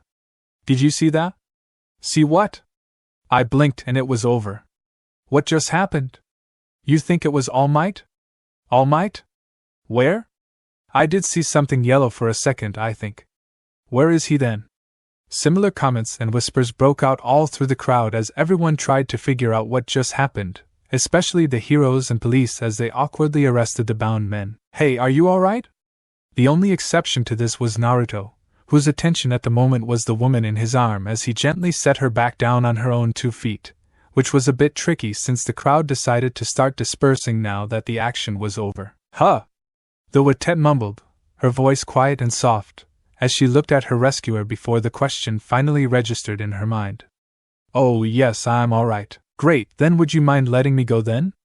The whiskered blonde asked, gesturing downwards where the woman's hand had reflexively clenched onto his shirt for support. Ah, sorry. She stuttered sheepishly, quickly releasing her grip and backing away, only to end up tripping on a piece of rubbish on the ground and almost falling onto her rear until Naruto caught her arm. Whoa there, that was close, he said while pulling her back up, placing a hand on her back for added support as he helped her regain her bearings. However, in doing so, the boy got a good close-up look at the Watet's face, thus seeing the light redness that showed she'd been crying recently along with the depression and regret within her gaze. Are you sure you're— Excuse me, a gruff and serious voice cut Naruto off, getting the pair to turn and see Death Arms standing before them with a bored and slightly annoyed look, arms crossed and everything. If you two are done flirting, I need to ask you both some questions. Ooh! We're not flirting! Naruto exclaimed, putting some distance between himself and the woman as his face turned a bright red almost instantly while she simply blushed slightly with an embarrassed cough. Meanwhile, a few feet away, Yu was snickering to herself as she watched this go down, idly waving to a confused Kamui as he passed. Sure you weren't, the muscular hero said with an eye roll, obviously not believing the whiskered blonde but not pushing further. Let's just cut to the chase. I need your names and quirks. Right, sure, Naruto Uzumaki, energy manipulation. The blonde said, holding up a hand as a small marble-sized Rasengan formed for a few seconds. Rei Tosekisetsu, see cryomancy. The now named Rei said quietly, stumbling on her words briefly while doing the same as the blonde, only her hand released a small cloud of cold mist that quickly evaporated. Nodding, the hero turned his sole attention towards the ice user, his stern gaze gaining some genuine concern as he looked her over. Are you injured in any way, ma'am? No, sir, just a bit shaken. Good, thank you for your time, you'll be notified if you are needed for further testimony. Death Arms stated before walking off, not so quietly grumbling under his breath about public displays of affection and time and place for things, getting the pair to burst into blushes again. Fast forward. Bwahaha Namuri and Rumi had to lean on each other for support as they laughed uncontrollably while poor Naruto and Rei flushed in embarrassment, the former glowering at the laughing duo while the latter covered her rapidly reddening face with her hands. Even Yu was laughing, albeit not nearly as hard, just quietly giggling into her hand with a mischievous smirk. Yeah, laugh it up. The otherworldly blonde muttered dully, tapping the side of his chair in mild annoyance as he waited for the duo to calm back down. Oh, don't be such a grumpy pants, Namuri said once she managed to get herself under control, mostly. Besides, I'd say Oil Smokey was onto something given the current situation, wouldn't you? However, instead of the reaction the rated heroine was expecting, Naruto simply tilted with a raised brow. What's that supposed to mean? Seriously, dude? Rumi asked incredulously at the blonde's obliviousness, which only grew when the blonde just kept staring at them in confusion.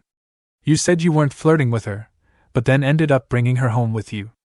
Do the math. For the last time, we weren't flirting, Naruto exclaimed, a vein bulging on his forehead and his face turning deep scarlet as it finally clicked in his head. And that's not why I brought Rei-sen here. She had nowhere else to go, and I couldn't just let her sleep in the street. Excuse me? Namuri asked while Rumi simply raised a brow. If I may, you know of the attack at Kaifuku Medical yesterday? Rei asked, getting a pair of nods as the attention of the room to shift to her. I was a patient there, psyche ward, but during the attack I and many others were forced to flee to safety. That's why that dress looks familiar, the purplet muttered as the metaphoric lightbulb went off in her head. The gown was a standard long-term residence outfit for hospital patients, made to be comfortable and functional unlike the basic single-use ones that left your back exposed.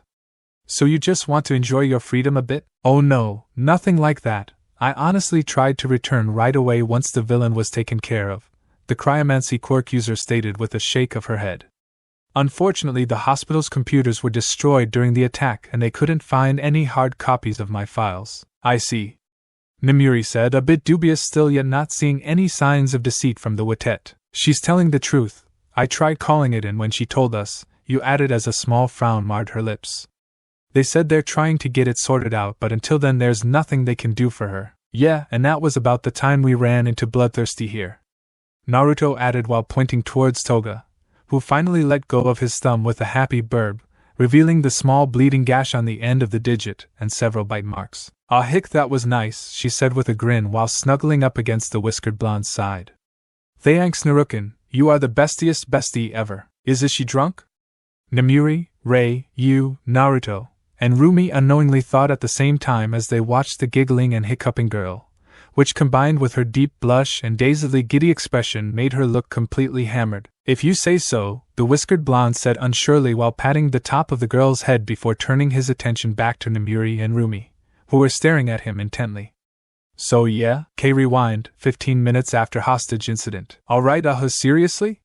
There has to be, but alright, yes, thank you as well, you sighed in frustration as she hung up her cell phone, rubbing the side of her head in a vain attempt to stave off her coming headache.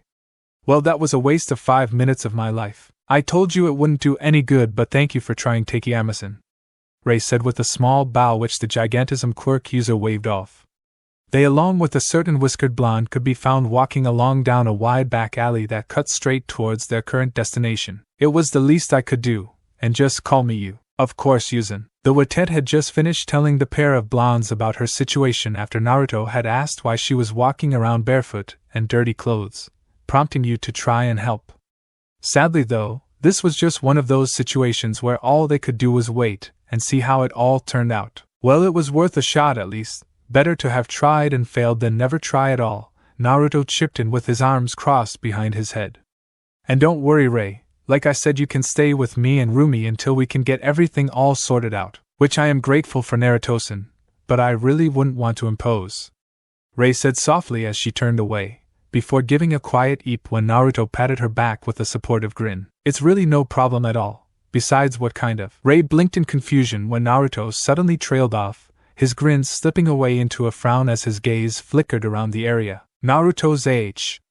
The Watet started to ask, only to end up yelping in surprise when the whiskered blonde shoved her towards you right as a slender hand holding a knife zipped by his face, slicing open his cheek. Hi there!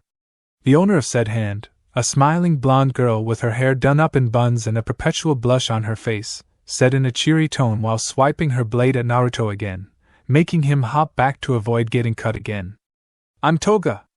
Let's be friends. I don't know how to reply to that, Naruto stated honestly, a question mark blinking above his head at his attacker's random statement, but that didn't stop him from avoiding the stab aimed for his gut or smacking Toga's hand away, knocking her blade out of her grasp and flying away in the process. Hoopsie, looks like I got butterfingers, the blushing blonde said sheepishly before flicking her wrists, and allowing 2 more knives previously hidden up her sleeves to slide into her grasp.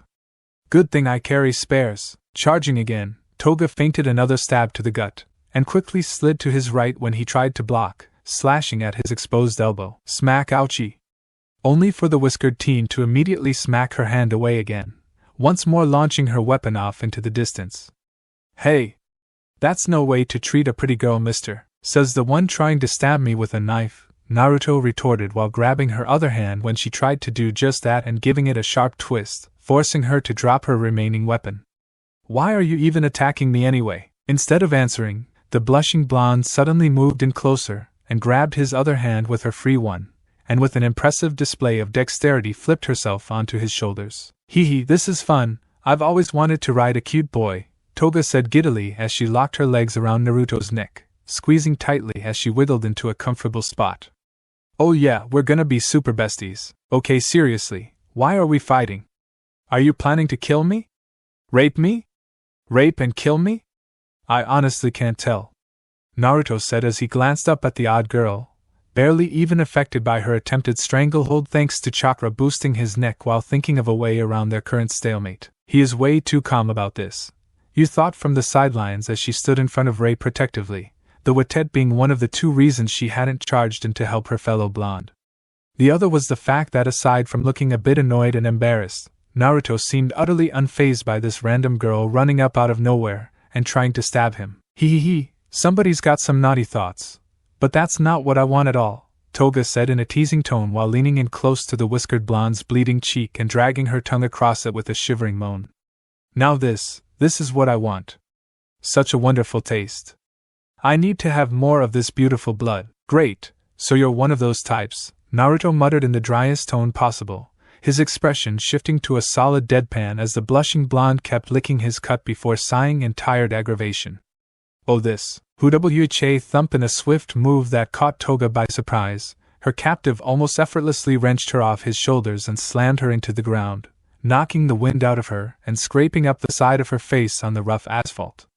Then, while kneeling on her gut to keep her down, Naruto bit into his thumb hard enough to cause it to start bleeding and popped it into the dazed girl's mouth, making her blink in surprise. She wasn't the only one either as both Ray and Yu stared with dumbfounded looks at the whiskered blonde's actions. After a few seconds though, Toga's blush rapidly darkened as her lips curled upwards into a large and no small bit creepy smile as she started suckling, not even caring as Naruto wrapped her up in ninja wire. I am so done with today, he muttered once he was done before stomping off towards home, literally dragging the tied-up girl along with his thumb as a still-stunned Ray and Yu followed after them. Present. And that's what happened.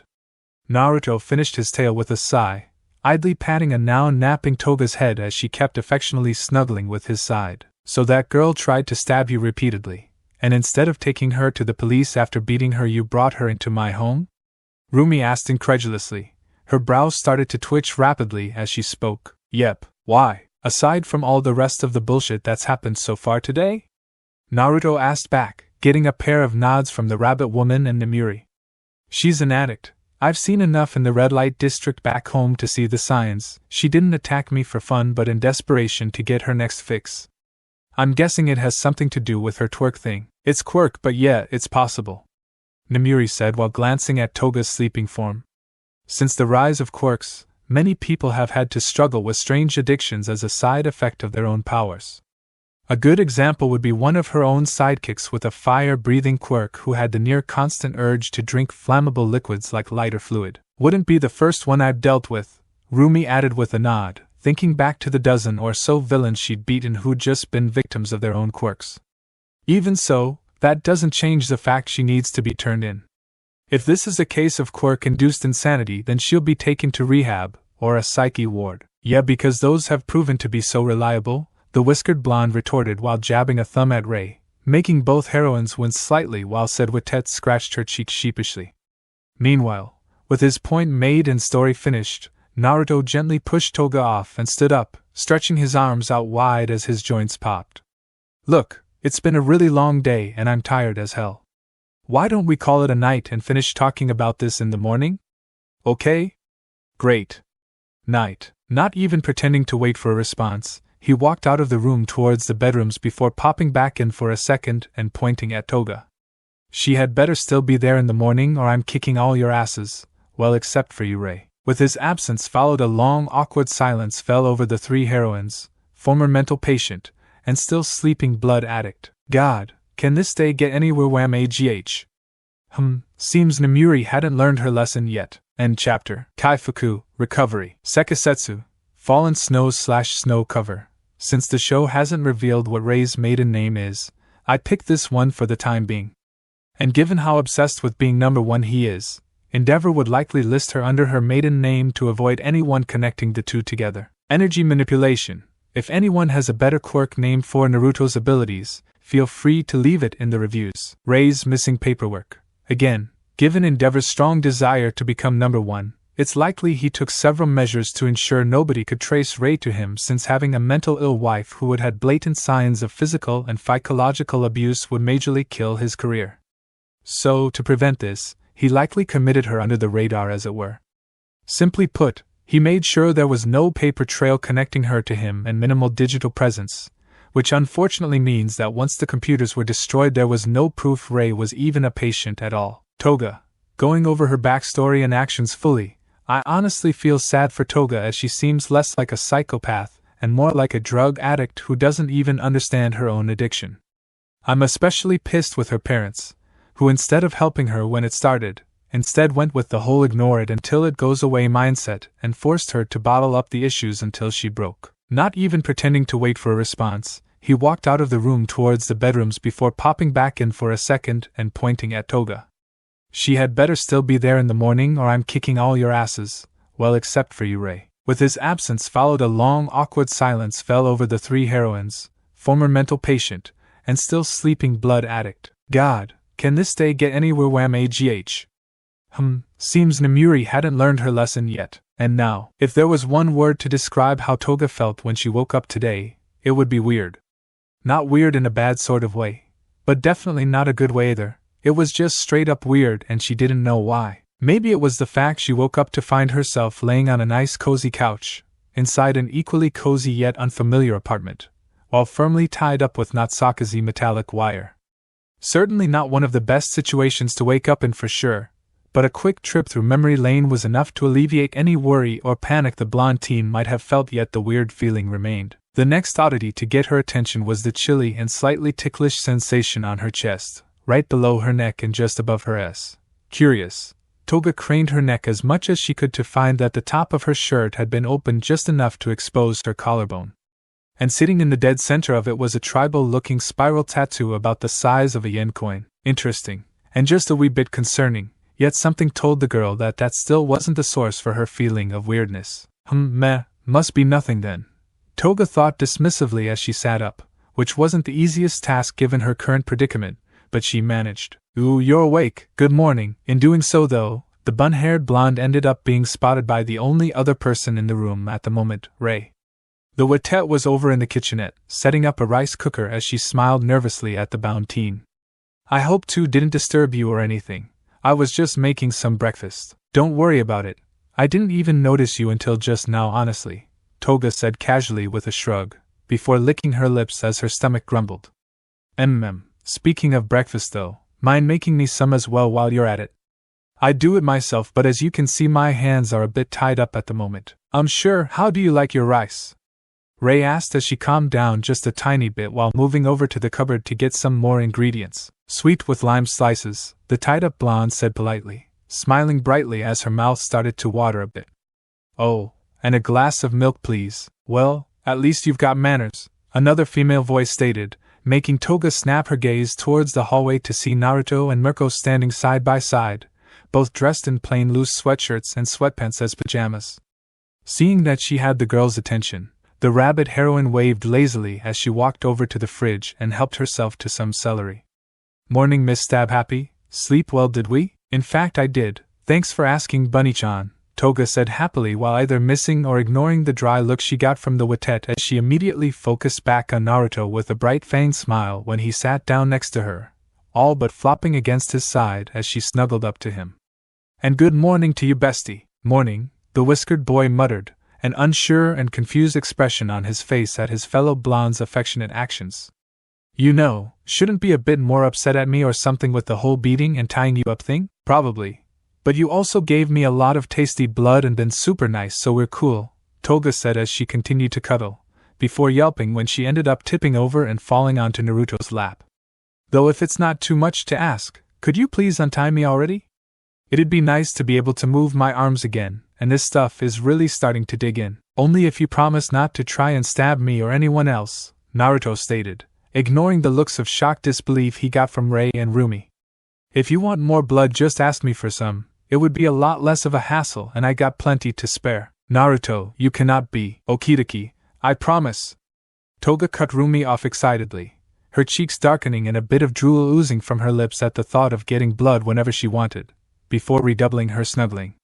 You really are the bestiest best friend, Narukin. Yeah, just calm down and hold still a sec, the whiskered blonde said as he quickly pulled the girl off of him and started fiddling with the wires, barely fighting down a blush from having an admittedly pretty girl brushing herself way too close to certain places. And there, all done. With a light snapping sound, The blushing blonde's bindings went slack and fell to the ground, allowing her to stretch her arms out with a relieved sigh as her joints popped loudly. Ah, sweet freedom, how I miss thee. You are now officially insane to me, you know that, right? Rumi asked Naruto rhetorically as they both watched Toga hop to her feet and start stretching more thoroughly, showing off her impressive flexibility in the process. Relax, Rumi. Do you really think I'd just let somebody who tried to stab me repeatedly loose without a few precautions? Naruto asked back before tapping his collarbone. I put that seal on her for a reason. She tries anything and she'll be down faster than you can say told you so. Ah, so it isn't a tattoo? Toga asked while glancing at the marking on her chest, having heard everything Naruto just said, before pouting in disappointment. Ah man, and here I was thinking my bestie got me a super cool tramp stamp as a sign of our friendship. Okay, first off, that's the entirely wrong place for a tramp stamp, Rumi pointed out dully with an exasperated expression. And secondly, that's the part you're upset about. Seriously? When she got no other response aside from a non-committal shrug, the rabbit woman palmed her face as she walked back towards her room in frustration. Barely a minute later she reemerged in her regular street clothes and headed straight for the front door. I'm out, you two have fun being crazy, I'm going to work before any more of my brain cells die from sheer stupidity. Bye, Bunny-chan. Toga called out playfully right as the door slammed shut. Is now a bad time to mention that breakfast is done? Ray asked quietly, breaking the awkward silence that had formed while nervously setting said breakfast down on the coffee table, her eyes constantly flickering towards Toga as she hid slightly behind Naruto. Oh, sweet! Apparently oblivious to the older woman's blatant nervousness, Toga was quick to scoop up her plate and dug right in. Thanks for the food. Naruto, on the other hand, was quick to pick up on the Watet's distress, mostly because he was the one she was clinging to like a scared cat on the ceiling. Relax, Ray-chan, you're more wound up than a toddler on coffee, he said while rubbing Ray's back soothingly. Well, pardon me if I'm not exactly comfortable about being around the person who tried to stab you with a smile on her face, she muttered nervously as she curled behind him just a bit further. Are you sure that seal thing you were talking about works? 100%. I even tested it on a clone just to be safe, Naruto stated confidently, getting Ray to visibly relax and stand up a bit straighter. And besides, even if she tried something, she'd have to get through me first to bail. Alright then, if you say so. This seemed to finally mollify the Watet, mostly at least, as she remembered how easily he'd handled the bloodthirsty teen before. Great, now come on, I'm starving and that food smells delicious, the whiskered blonde said while retaking his seat on the couch with the ice user in tow. Getting their own meals, the pair ate at their own pace, i.e. Naruto slurping it down quickly while Ray was sedated and sophisticated with each mouthful. Silence once more settled over the room as the three enjoyed their meals, only broken by the clicking of utensils and eventually the droning of the TV when Naruto noticed the remote next to him. So are you two a thing? PFFFFFFFT. GLRK. At least, that was the case until Toga suddenly asked that question out of the blue, causing both Ray and Naruto to spit take and choke on their food respectively. No, why does everyone keep asking that? Naruto rasped out as he struggled to catch his breath after dislodging the rice clogging his throat. Well, let's see, you're living together, she's constantly clinging to your side, you keep whispering things in her ear that make her happy, you keep rubbing her back to make her feel better, Toga listed off with a growing teasing smirk, whilst the otherworldly teen and ice user quickly turned bright red. Oh, and let's not forget you've been snuggling together for the last 15 minutes. At that, the aforementioned pair's eyes widened as they turned towards each other, as they finally realized that they were in fact literally shoulder to shoulder, with their now bright red faces barely a few inches apart. Sorry. Yeepee. In almost perfect sync, Naruto and Ray sprang apart, the whiskered blonde tripping on the coffee table and falling onto his ass on the floor whilst the Watet bolted to the other side of the room with an embarrassed shriek. So would that be a no? Toga asked Naruto innocently as she watched her fellow blonde pick himself up off the floor, giggling at the annoyed glare he shot her while nursing a tiny gash on his forehead before turning away when the phone started ringing. Oh, he got bloody bonus. Just the side of that gorgeous red liquid dribbling down the side of his forehead was enough to make her feel nothing? What's going on? Toga wondered to herself as she kept watching the whiskered blonde, confusion flooding through her entire body at the complete and utter lack of reaction she was feeling. Just the sight of blood in general had always been enough to get her feeling a little hot under the collar and her mouth watering, but it was always on a whole other level when it was someone she was friends with. And then there was Naruto, whose blood tasted practically so divine her mouth watered at the mere thought of it, and given her way more than almost every other friend she'd had combined with more to spare. So why wasn't she feeling that same driving desire she'd always felt? Why was her body not warming up with that euphoric fire of desire? Why couldn't she feel her heart starting to race and flutter like it always did?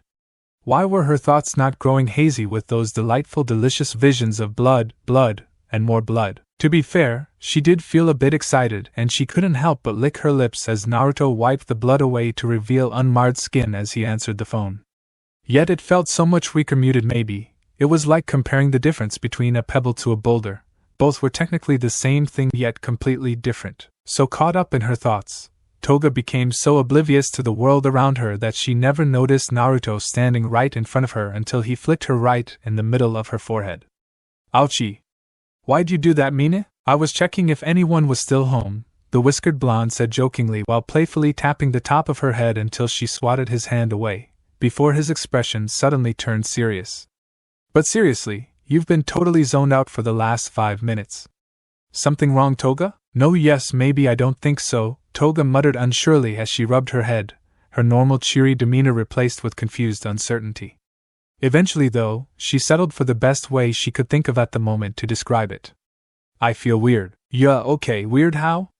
Naruto asked with a raised brow, only for Toga to shrug. I don't know, just really weird. Can you be any more specific than that? Nope. You're doing this intentionally to annoy me, aren't you? A little bit. Alright, I give up. The whiskered blonde sighed tiredly while throwing his arms in the air before grabbing his fellow blonde's arm and pulling her to her feet.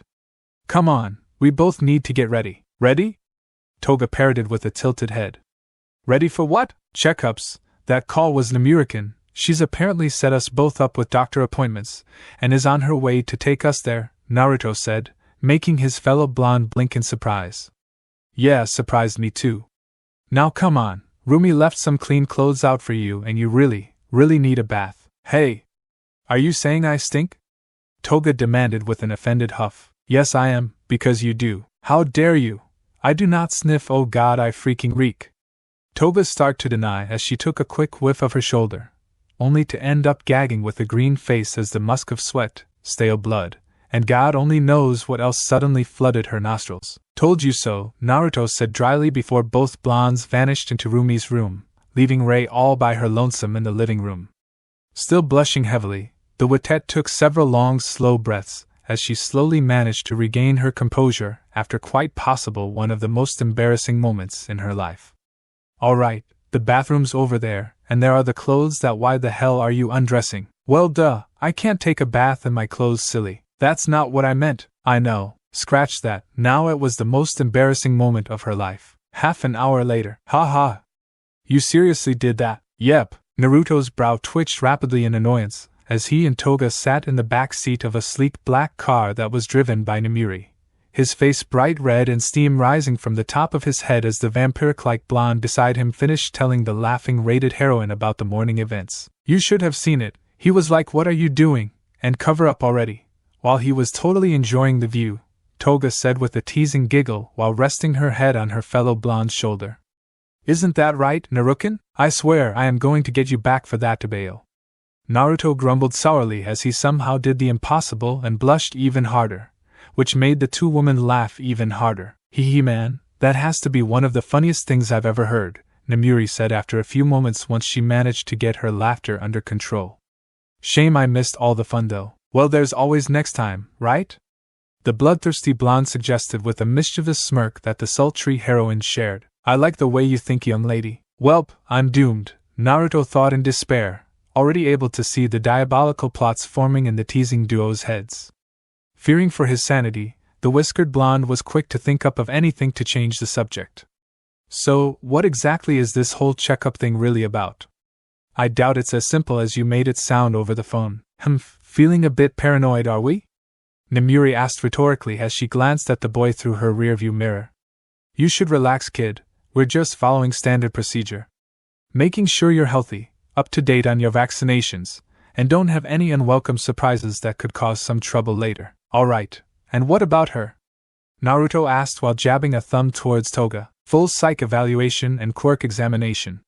The purplet stated, making the whiskered teen nod in understanding yet getting the blushing blonde beside him to perk up in interest. So I'm gonna have some docs try poking around in my head, huh? That's gonna be fun, she said, her voice an odd mixture of her normal chipperness and sarcasm. And I'm guessing I don't get a say in this, do I? Oh, you have a choice, Toga Himiko, the heroine said with a shake of her head as she fixed the bubbly blonde with a menacing stare that froze her in place. You can either take the evaluation to see if your bestest bestie is right and you get professional help, or you can refuse and I can finally throw you into a nice little jail cell for multiple counts of assault, for murders, and 13 attempted murders. Ah, well, when you put it like that, I guess the choice is obvious. Toga muttered as she gulped nervously and her face paled, all traces of humor vanishing as the reality of the situation she was in finally came crashing down on her. That's it is, Namuri agreed, her expression relaxing as she turned her attention back to the road.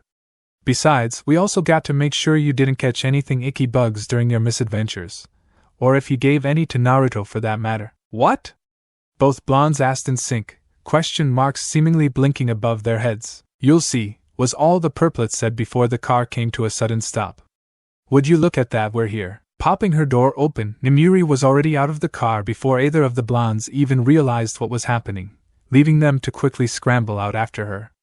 Once they were, though, both teens paused as they found themselves in a private parking lot just outside a huge, mostly glass building that was shaped like an H. Sheesh, talk about shiny, Naruto said, shading his eyes a bit as the sunlight reflected off the building towards them. Whoever owns this place must spend a fortune on glass cleaner. No kidding, Toga agreed, both nervousness and excitement in her voice as she quickly took in everything she could. Are we where I think we are? Yep, welcome to UA, the most renowned hero school of all Japan, Namuri said as she gestured to the large building proudly, before marching off towards a much smaller building in the opposite direction. Now come on, you two, we have an appointment to keep and trust me when I say you do not want to be late for it. Yeah, I know. If the doctor here is anything like Bachan, Naruto couldn't even finish his sentence as a shiver ran down, and he hurried along after the purplet, Toga skipping along beside him. If there was one thing that Tsunade had definitely pounded into his head over time, it was you do not get on the bad side of the people who were gonna be sticking you with needles. It did not end well at all. Meanwhile, beep beep beep, a familiar one-eyed girl could be found laying on a hospital bed, sleeping peacefully with one side of her face mostly covered in bandages and in four attached to her arm. She wasn't alone either, as sitting next to her bed was a large, burly man with salt and pepper hair, his face starting to wrinkle with age and a single long scar stretching across his face from the bridge of his nose to his right cheek.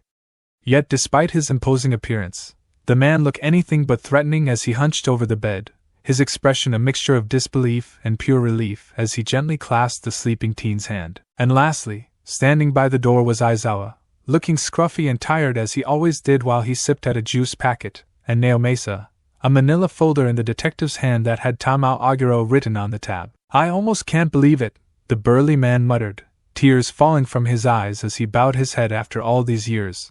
So many dead ends and wild goose chases. And I only have my baby girl back because they left you for dead. I'm so sorry, Tamao, I'm so sorry. It's all my fault. If only I'd listened to you, none of this would have happened. We have our best tracking heroes and officers scouring the park she was found at, Naomasa said, tucking the file away into his coat while patting the crying man's shoulder supportingly. If there's anything there that can tell us what happened, we'll find it, Aweo, I promise. Not getting any response from the now-named Aweo as he kept apologizing over and over to his daughter's sleeping form, the detective sighed before heading back out the door with Aizawa following after him. You are getting too emotionally invested, Naomasa, the scruffy man said once the door clicked shut behind them. You shouldn't make promises you know you can't keep. This case has already hit a dead end. It's only been a day, Aizawa. Something could still turn up, Naomasa retorted as he turned towards the underground hero with a raised brow. Aren't you the one who's going on about being logical? Because it sounds like you're being pretty presumptuous to me. I am being logical, Aizawa stated dryly, staring the detective dead in the eye. And logically speaking, the only evidence we have right now is a girl who's been missing for 5 years, wasp venom in her bloodstream, a pile of dead wasps 2 blocks away that look like they've been through a blender, and a single eyewitness who's most likely lying about how he found her. Oh, what makes you so say that? the detective asked, his brow rising slightly higher. Because I highly doubt someone put in the effort to keep a girl looking like she's still 15 for nearly 5 years just to stab her eye out and ditch her in some random park where anyone could find her. The tired hero said, getting Naomasa to frown but nod reluctantly in agreement. Fair point, but what of the girl herself? Once she wakes up, her testimony could prove invaluable to discovering what happened. The living lie detector pointed out, after years in captivity and suffering severe head trauma recently? Aizawa asked dull, getting Naomasa to grimace while he peeled out a fresh juice pouch from somewhere and started to walk away. Yeah, excuse me if I don't hold my breath in anticipation. If there was one thing that Tsunade had definitely pounded into his head over time, it was you do not get on the bad side of the people who were gonna be sticking you with needles. It did not end well at all. After years in captivity and suffering severe head trauma recently? Aizawa asked dull, getting Naomasa to grimace while he peeled out a fresh juice pouch from somewhere and started to walk away. Yeah, excuse me if I don't hold my breath in anticipation. And now, half an hour later, within a modest little doctor's office, Naruto and Toga could be found sitting on plain metal stools, both looking more than a little bit bored as the former balanced a tower of kunai on his finger, and the latter kicked her legs around. Meanwhile, off to the side, Nemuri was idly flipping through a magazine about various hero conspiracies, giggling occasionally as she found particularly funny or ridiculous articles like how some people were so certain Endeavor covered his face in flames was to hide bald spots. So is this doc gonna show up sometime today or what? Naruto asked as he carefully added another kunai to the stack, bringing the total up to 5. Relax, recovery girl will get here when she gets here, the purplet said with a dismissive wave while she set the magazine down and got a new one. She's probably just stuck helping some poor schmuck from the hero course who hurt themselves again. Happens at least thrice a week. Now be a good patient and be patient. But I'm so bored, the whiskered blonde groaned out, sending the stack of ninja knives flying up with a flick of his hand before effortlessly catching them one by one on his fingers as they fell, getting a small round of applause from Toga. You can't honestly expect us to. Hey! Get back here, young lady! I told you not to. Bang! Naruto was cut off mid-complaint when the sound of someone yelling echoed in through the walls right before the door burst open to reveal a very excited-looking teen girl. The first things that stuck out about her were the tight and scuffed-up blue gym uniform she wore, her long shin-length periwinkle hair, and the peppering of painful-looking welts all over her arms and face. Oh! You two must be the visitors recovery girl was talking about. The girl exclaimed excitedly, zipping across the room so she was right in front of Naruto and Toga. Are you two related? Are you gonna be students here? What are your quirks? Why are you blushing? Are those whiskers part of your quirk or tattoos? Can I pet them? Are those real fangs? You gotta be kitty people, right? With each question she asked, the unknown bubbly teen hopped from one to the other and back again, not even waiting for an answer from one before asking the other something else, her eyes practically sparkling with excitement the whole time. Not that either Naruto or Toga could answer anyway, both blondes too baffled and stunned by the girl's abrupt arrival to even respond. Do you purr? Is your hair just hair or actually fur? Do you always land on your face Makoe? So caught up in her questioning though, the brunette was utterly oblivious as an annoyed-looking and short elderly lady dressed in strange nurse outfit walking up behind her until she got whacked upside the head by a cane styled like a large syringe. Nijire Hato, what did I literally just get finished telling you? Chio Shisenji, otherwise known as the youthful heroine, recovery girl, asked in a dull tone as she fixed the now-named Nijire with a firm gaze. Don't go bother your new patients. The brunette said with her head bowed as she rubbed the back of it, both in sheepishness and from the pain of getting smacked. And what did you do? Went and bothered your new patients, she admitted in a regretful tone before doing a complete 180 in mood and started bouncing in place excitedly. I just couldn't help myself though. I love meeting new people. And these guys have to be interesting if you're giving them personal checkups. Continuing to stare at the energetic girl sternly for several more moments, recovery girl eventually just rolled her eyes with an exasperated and amused sigh before pointing to an empty seat next to Nemuri.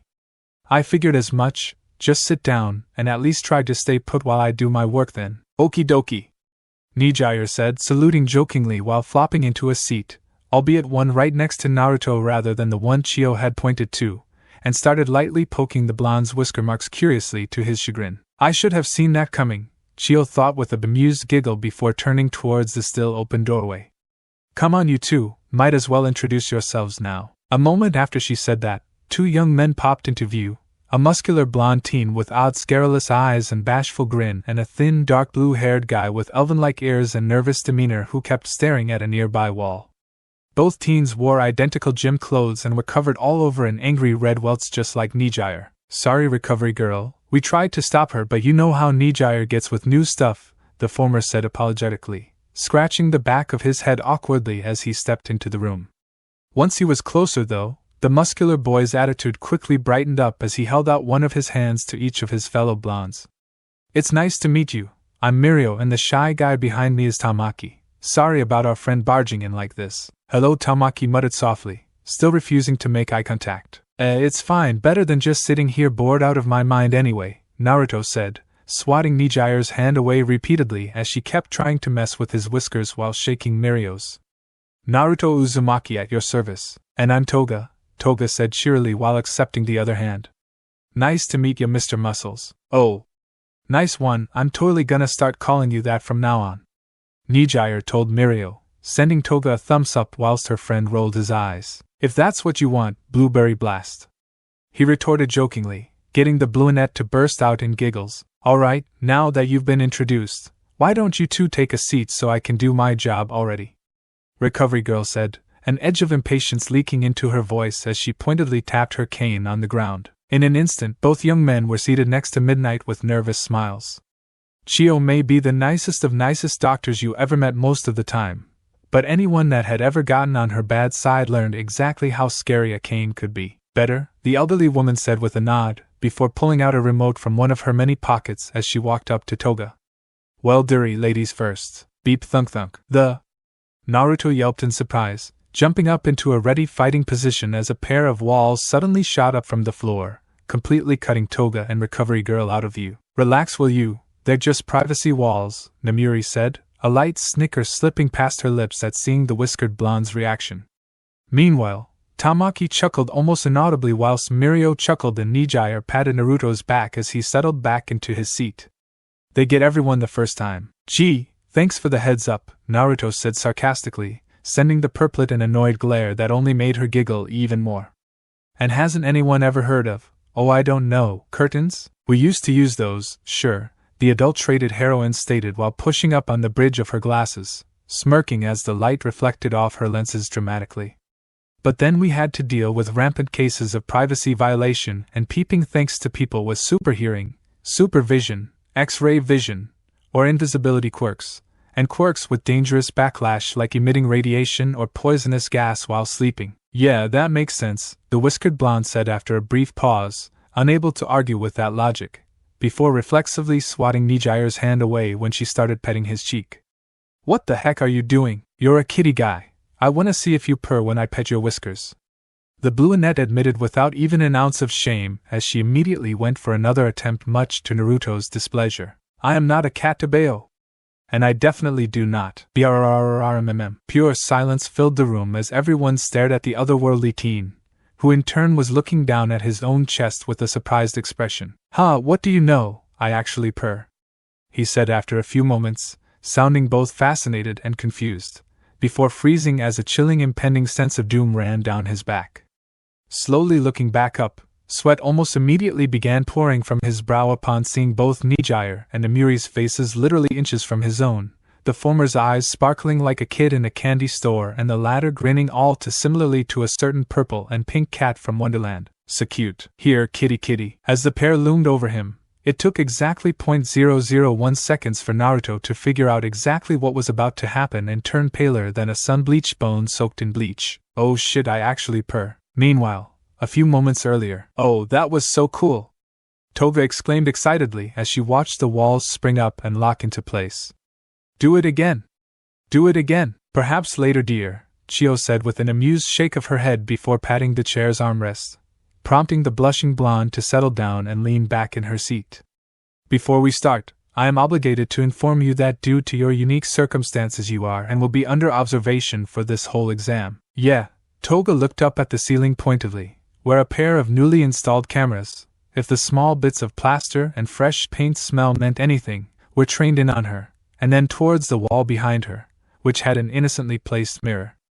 I kinda figured as much. She was a known and wanted criminal in the middle of a school for heroes, so of course they'd have some kind of surveillance set up. In all honesty, she was more surprised that she hadn't been strapped in place or at least had her hands cuffed. As long as you understand, could you please hold out your dominant arm? The healing heroine asked while reaching into another pocket, this time pulling out a few alcohol wipes and what looked like a strange and fancy watch. You got it, the cheery teen said, holding up her right arm, which Chio quickly disinfected with the wipes and then wrapped the watch around. Oh, nice bling, very Trace a la mode. Not bad, but you said very twice, dear, Chio corrected as she finished tying the strap before twisting the top of the device. Now relax and take a deep breath, this part tends to sting a little bit. Sting? Why click ouch? Toga winced with a hiss when the watch clamped down tightly and several tiny needles dug into her flesh, sending a small jolt of pain through her arm. However, just as quickly as it came, the discomfort faded and was replaced by a mild tingling feeling, kinda similar to when part of her body falls asleep. Frowning, the blushing blonde held the device up to eye level and glared at the screen as it blinked red a few times, then purple, before settling on solid blue.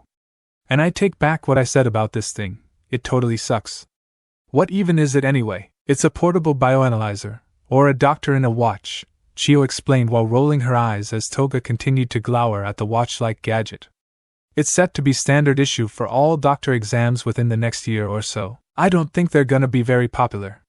The literal bloodthirsty teen said dryly, shaking her hand to try and get rid of that annoying tingle in her fingers. Perhaps, dearie, but neither is visiting a doctor in the first place. Touché. However, I'm a bit old-fashioned, so, the elderly woman started while pulling out a tongue depressor and flashlight.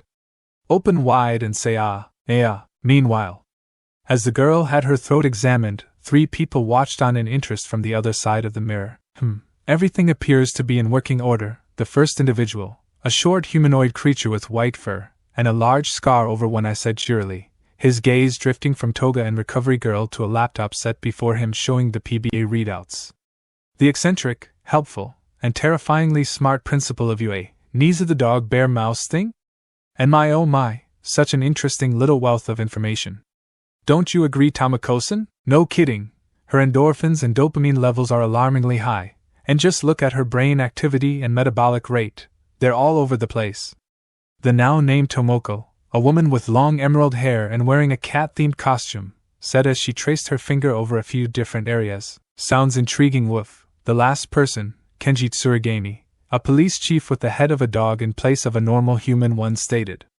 Though if you excuse me if I have no idea what any of that means exactly, mind enlightening me. It means that Uzumaki lad was quite accurate about this poor girl having a severe addiction, just not how severe exactly, Niza said as he turned his attention back to Toga, who was now demonstrating her quirk by transforming into Naruto, albeit still wearing her clothing instead of his.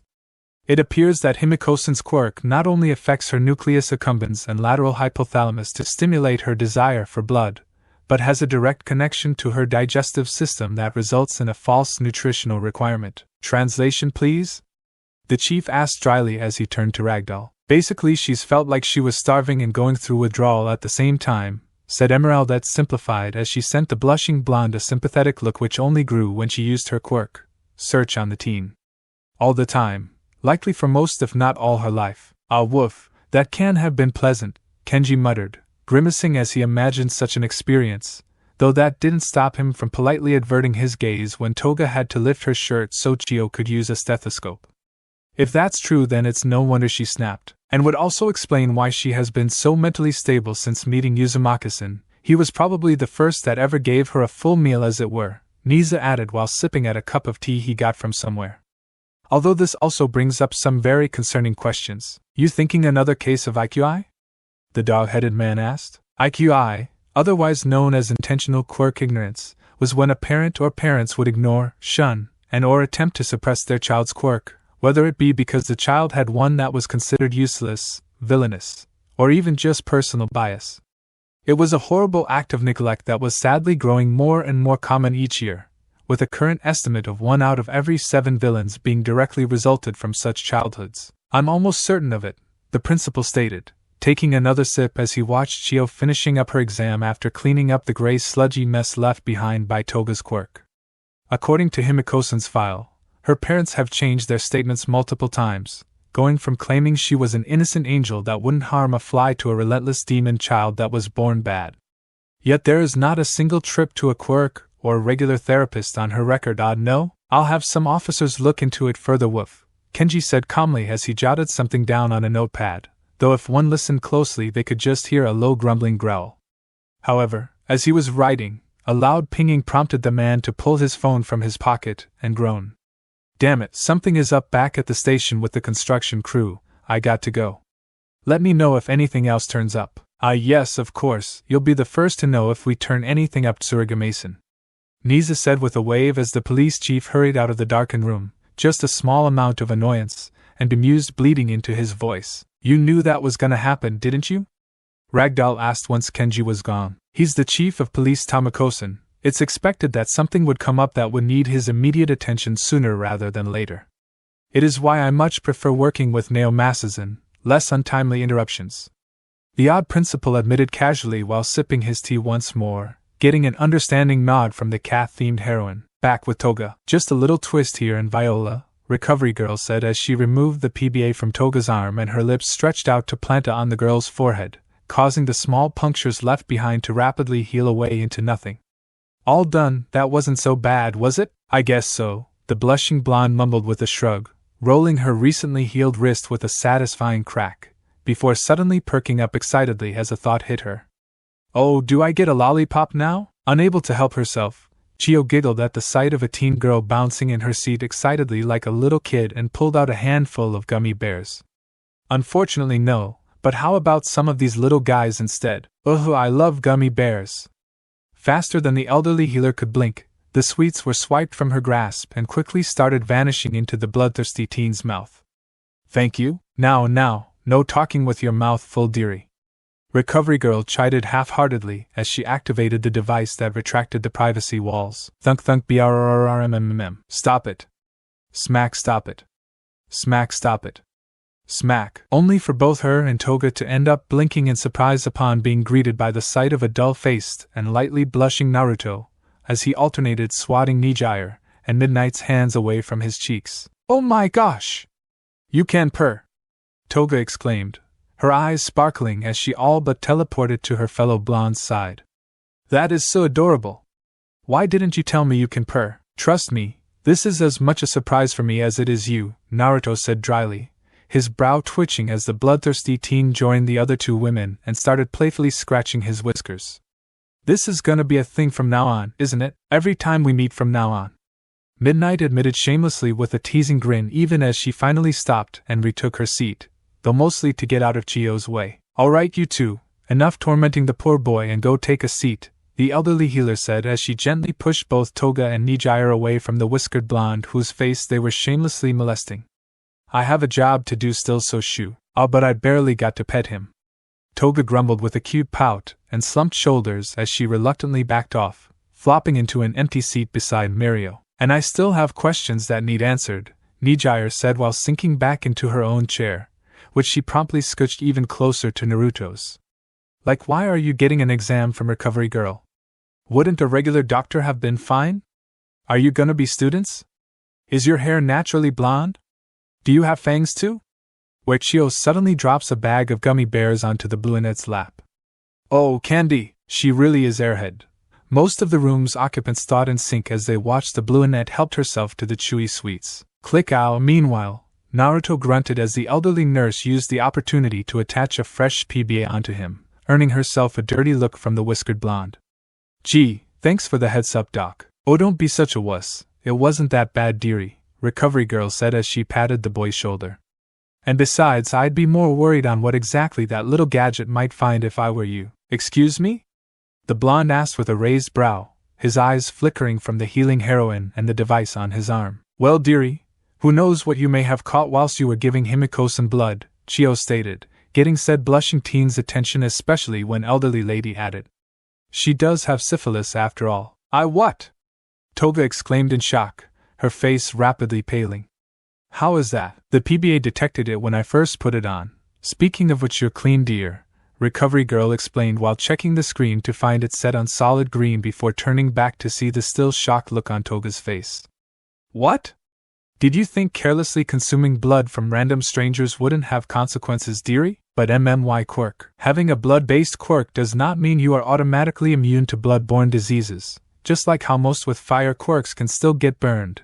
The youthful heroine cut Toga off with a shake of her head. You should be grateful that syphilis is all you got, young lady. I already gave you a shot of penicillin, which should clear that right up.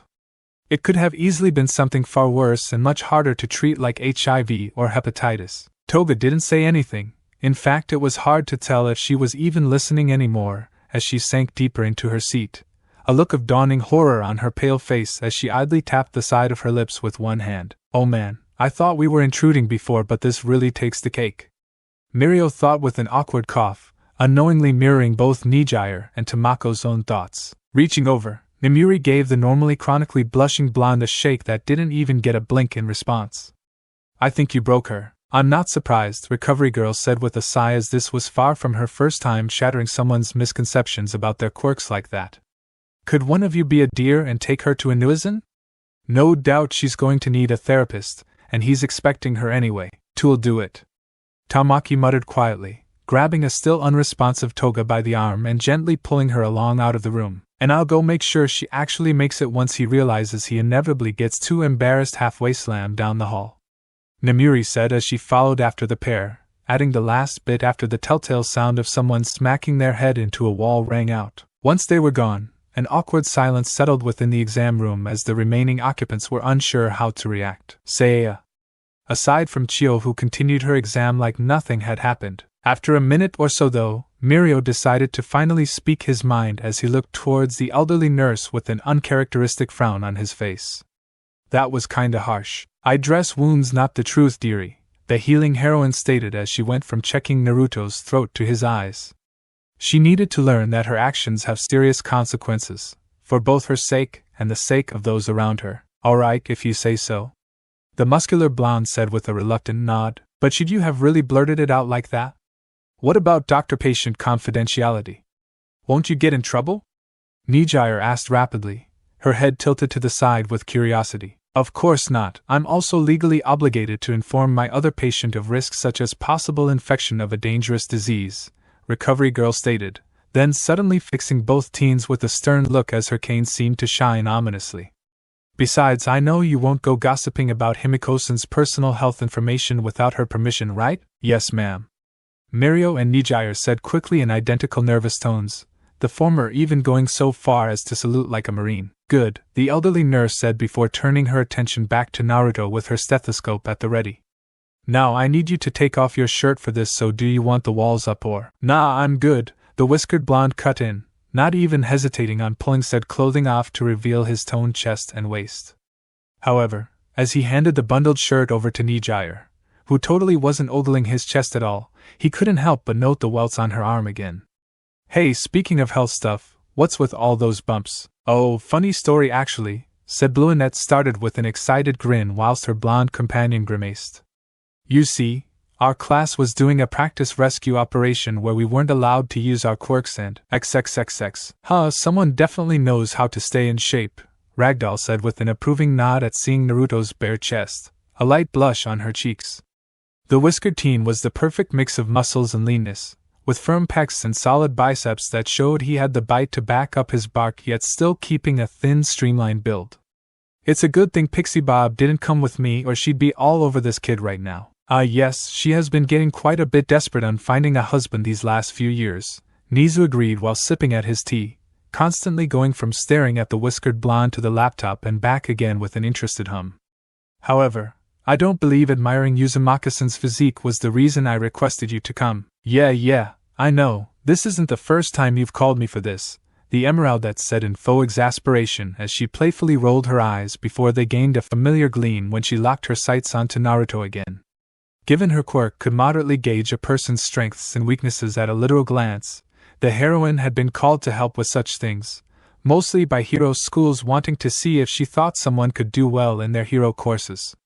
I mean seriously, my quirk can only tell so-so Tamako-san? Is something to Moxon? Hearing his companion abruptly trailing off mid-sentence, Niza glanced towards the cat-dressed woman curiously only to instantly cut himself off in an alarmed tone. Drawling on like a broken record, Ragdoll's face had paled to almost pure white, and her arms hung limply at her sides.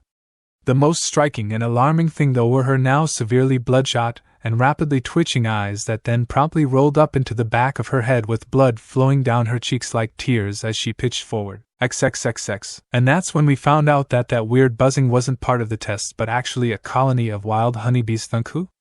Nijire was just getting to the end of her little tale when everyone's attention was stolen by a sudden thumping sound as the mirror on the wall distended outwards.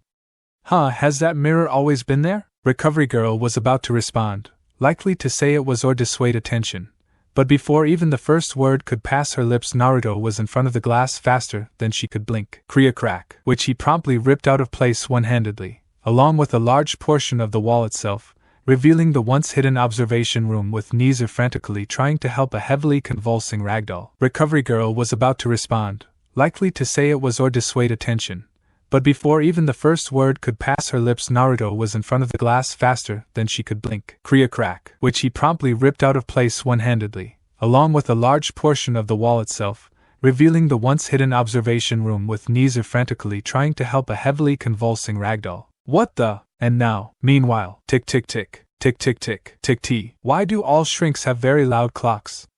Toga asked irritably while sending an annoyed glance at said clock, one of the few furnishings that decorated the room she was in. Speaking of which, the literally bloodthirsty teen could be found sitting on a plain, but no less comfortable-looking chair set in the middle of an equally plain office. You'd have to ask my boss, he was the one who insisted it be there, the only other occupant in the room. A man with a dog face and long shaggy blonde hair, otherwise known as the pro hero hound dog, said in a low growling tone mixed with the occasional stifled bark.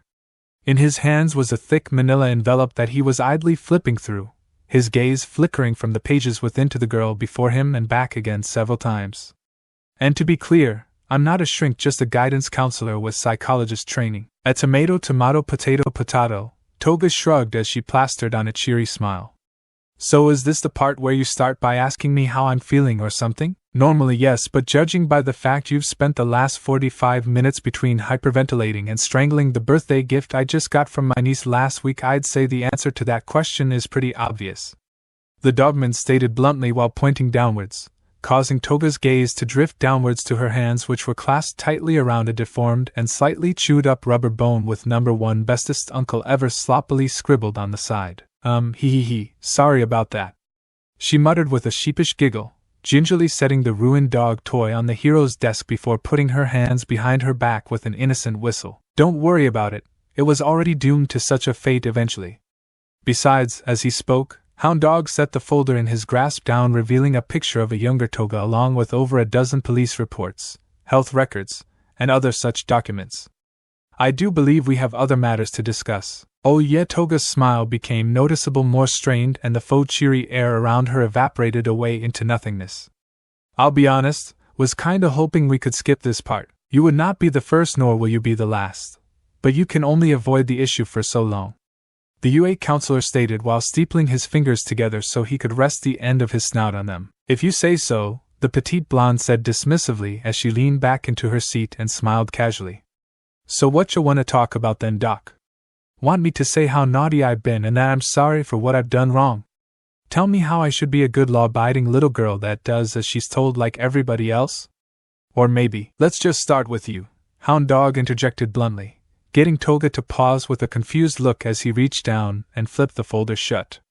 Tell me your story. My story? Toga repeated as her head tilted to the side in thought until the metaphoric light bulb finally lit up in her mind. Oh, you mean like my past and all that stuff? Correct. The dogman stated with a nod, to which he got a shrug in response from the girl. What's there to tell? You already read all about me in those fancy files of yours, haven't you? They've told me one side of the story, now I want to hear it from your side. Hound Dog retorted without pause as he made a go-on motion. Well, if you insist, Toga said before smiling brightly and holding her hands up in a dramatic manner. It all started a long time ago, in a galaxy far, far away. No Star Wars paradising, party pooper. XOXOX. Oh, my head. Ragdoll groaned softly as she came back to the conscious world, a grimace marring her lips and her face scrunching up from the dull continuous throbbing that greeted her from within her skull, especially right behind her eyes. When she tried to open them though, the Emeraldette felt a spike of confusion and worry shoot through her when she was greeted by nothing but darkness. What's going on? She muttered in confusion as she sat up slightly from what felt like a bed, reaching up to her face to find that the reason she couldn't see was thanks to several layers of bandages wrapped around the top half of her face. Well, why can't I see? Just a little precautionary treatment, dearie, Recovery Girl's voice stated, making the cat-themed heroine jump slightly from the unexpected response before grabbing her head again as the sudden movement made her headache spike in intensity. Oh, sorry about that, didn't mean to startle you. How are you feeling? Like Ryuko dragged me out for a girls' night at the bar twice, Ragdoll muttered as the top of the bed she lay on rose up into a seated position. Ugh, what happened to me? The last thing I can remember, I was about to use my quirk on Whiskers and then everything gets fuzzy. It would seem that your quirk has an unexpectedly severe adverse reaction when used on Uzumaki-san, Niza chipped in as he sipped at a cup of tea at the edge of the Emeraldette's bed while Recovery Girl tended over her, the animalman's lips curling upwards slightly in amusement at the nickname she'd given Naruto. You were out for almost an hour. Most of your retinal blood vessels had ruptured and you were just shy of a full-blown aneurysm. Thankfully you should make a full recovery within a week. However, you absolutely must keep your eyes covered and avoid using your quirk if we want to keep it that way, the elderly healer heroine added in sternly while carefully readjusting the bandages. And even then, you should seriously consider seeing an ophthalmologist afterwards just to be on the safe side. A whole week? Yeesh. I must have really been messed up if even you need that long to fix it. The hopefully, temporarily blind heroine muttered with a nervous smile, given Recovery Girl could literally heal almost any injury near instantly with just a. Indeed, had Shizenjiza not been here right when it happened, you'd likely have been mostly if not entirely blind the rest of your life, Niza stated casually like he was talking about the weather, earning himself a light smack from Recovery Girl while Ragdoll shivered as she fought down the urge to rub her bandaged eyes. By the way, I've taken the liberty of informing the rest of your team of what happened already, so they should be here soon to pick you up. Oh, how badly did they take it? Kawaizan kindly offered to put Uzumaki-san's eyes in a similar condition with her claws after Katarasan introduces his foot to the boy's rear end. That sounds about right. Ragdoll muttered with a half-amused sigh, not even bothering to ask if Niza had explained that it wasn't actually Naruto's fault given she knew just how overprotective her friends/colleagues could be at times. Like that one time a guy Pixie Bob had been dating for about a week actually tried flirting with Mandalay right in front of her. Long story short, that man now has an utmost fear of anything even remotely feline. So can you truly not remember anything after using your quirk?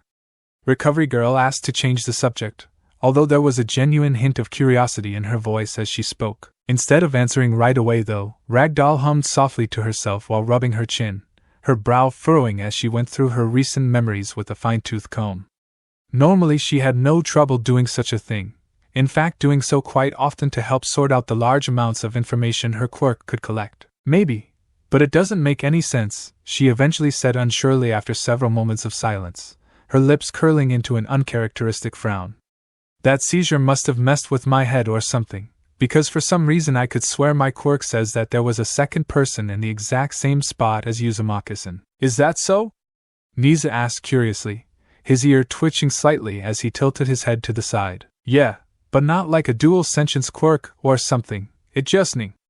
Ragdoll started to say, only to yelp and grab her head when her headache erupted tenfold. Easy there, dearie, Recovery Girl said softly as she reclined the bed back to a laying position. We can focus more on that stuff later. For now you just work on getting some more rest and getting better, alright? That sounds like a swell idea to me, the Emeraldette said with a slow nod once the pain faded back to a dull throb. Speaking of Whiskers though, where is he? Did he leave already? Oh no, he's still around somewhere. A knowing smirk formed on Niza's lips as he spoke, hidden just behind his teacup as an analytical gleam shined within his beady eyes. He just got a bit antsy sitting around for so long, so Togata-san and Hido-san volunteered to show him somewhere he could blow off some steam, as they say. XOXOX. So they have an entire fake city just for training in? Naruto asked with a raised brow as he took in the training zone between stretches, his voice echoing slightly through the lifeless city. And people say I go overboard. It even has completely functional electricity, plumbing, and gas lines for full authenticity. Isn't that awesome? Nijire, now free of her bee stings thanks to Recovery Girl, asked back excitedly as she bounced around the whiskered blonde, her feet emitting small golden spirals of energy that gave each hop a little extra oomph. Although it's not really an entire city, only about 4 or 5 blocks worth. And you're only supposed to use it if you have a teacher's permission, or an open access permit like we do. That last part was only added last year because our homeroom teacher got tired of her pestering him about it all the time, Mirio added as he did some stretches as well on the other side of the street before chuckling when his blue-haired friend rubbed the back of her head with a sheepish smile. So we doing this with or without quirks? Are you kidding? I've been itching for a good fight all week. Rolling his shoulders, Naruto grinned excitedly while cracking his knuckles and neck at the same time. So unless you want another trip straight to the infirmary, I'd suggest not holding back. Duly noted, the other blonde stated with a confident smirk of his own as he got into a ready pose. Nijire, you mind being the ref? Not a problem. You can count on me. Nijire exclaimed while bouncing out of the way, popping down onto a nearby bench with a referee hat on her head and a bucket of popcorn and large fountain drink that she got from somewhere in either hand. Oh, this is so exciting. I can't wait to see what happens. Will there be explosions? Oh, or maybe you're gonna turn into a monster kitty? That would be so cool. Or can you do everything a cat can? Nijire, oh right. Sorry. Ahem, stuffing a handful of the buttery popped kernels into her mouth. Miraculously, without getting a single drop or crumb on herself somehow, the blunette held up a hand before slicing it downwards dramatically. F-O-X. Literally the second that garbled word was spoken, Naruto vanished in a static blur, and reappeared right in front of Mirio mid-leap with a punch flying straight for the buffer blonde's face only to end up blinking in confusion when it passed straight through. An illusion? The whiskered blonde wondered as he took in the strange sight of his fist passing through someone's head without a mark, before instinctually twisting in the air to avoid a gut shot. Not one to stay down long, he planted a hand on the ground just before he landed, and used his momentum to lash out with a leg sweep. However, right when he was about to hit Mirio, the Tintin lookalikes abruptly fell through the solid ground while his gym uniform collapsed onto his fellow blonde's extended leg. Okay, so not an illusion, something else, Naruto thought to himself as he shook the clothing off and leapt onto a nearby light post, his gaze darting all over the ground for any sign of movement or disturbance. Must be his quirk thing, but what exactly is it? And why did his clothes power? The whiskered teen was cut off mid-thought when he spotted movement in the corner of his eye, followed by a loud battle cry, before he intentionally fell backwards to avoid his fellow blonde that hurtled over him. Hooking himself to the bottom of the post with chakra, Naruto quickly aimed the palm of his hand at Mirio's mostly nude form. Thankfully he still had underpants on, as a spiraling ball of condensed air rapidly formed. Futon Kazikyu! Faster than the blink of an eye, the air sphere shot off and struck the other blonde's back hard enough to send him crashing through a nearby skyscraper window with a surprised grunt. Swinging back to an upright position, Naruto quickly fired several more blasts at Mirio's downed form but ended up hitting nothing but concrete when the heroin training phased through the floor. Fancy trick you have there, the whiskered blonde stated while backflipping onto another post when his opponent rocketed at him from below before throwing a trio of shuriken that passed clean through without a scratch. Super annoying and all, but still pretty neat. I could say the same for you, Mirio said as he fell back to the ground, stepping out of the way of another set of shuriken after he landed while rubbing his back.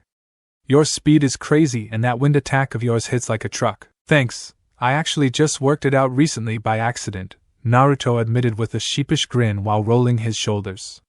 Well, I'm all warmed up. How about we actually start taking this seriously? I'd thought you never got. The buffer blonde started to quip back, only to be cut off when Naruto closed the distance between them in an instant and delivered an uppercut that sent him rocketing back into another window of the same building from before, smashing clean through the glass and the plaster wall behind it. Mirio had all of 2 seconds to comprehend how much that hurt before Naruto once again appeared right next to him, this time from above with a drop kick that sent him plummeting straight to the floor. However, the young man was just able to activate his quirk before impact, allowing himself to zip straight through all the floors with ease. I knew it. It's not an automatic defense like Gaara's sand.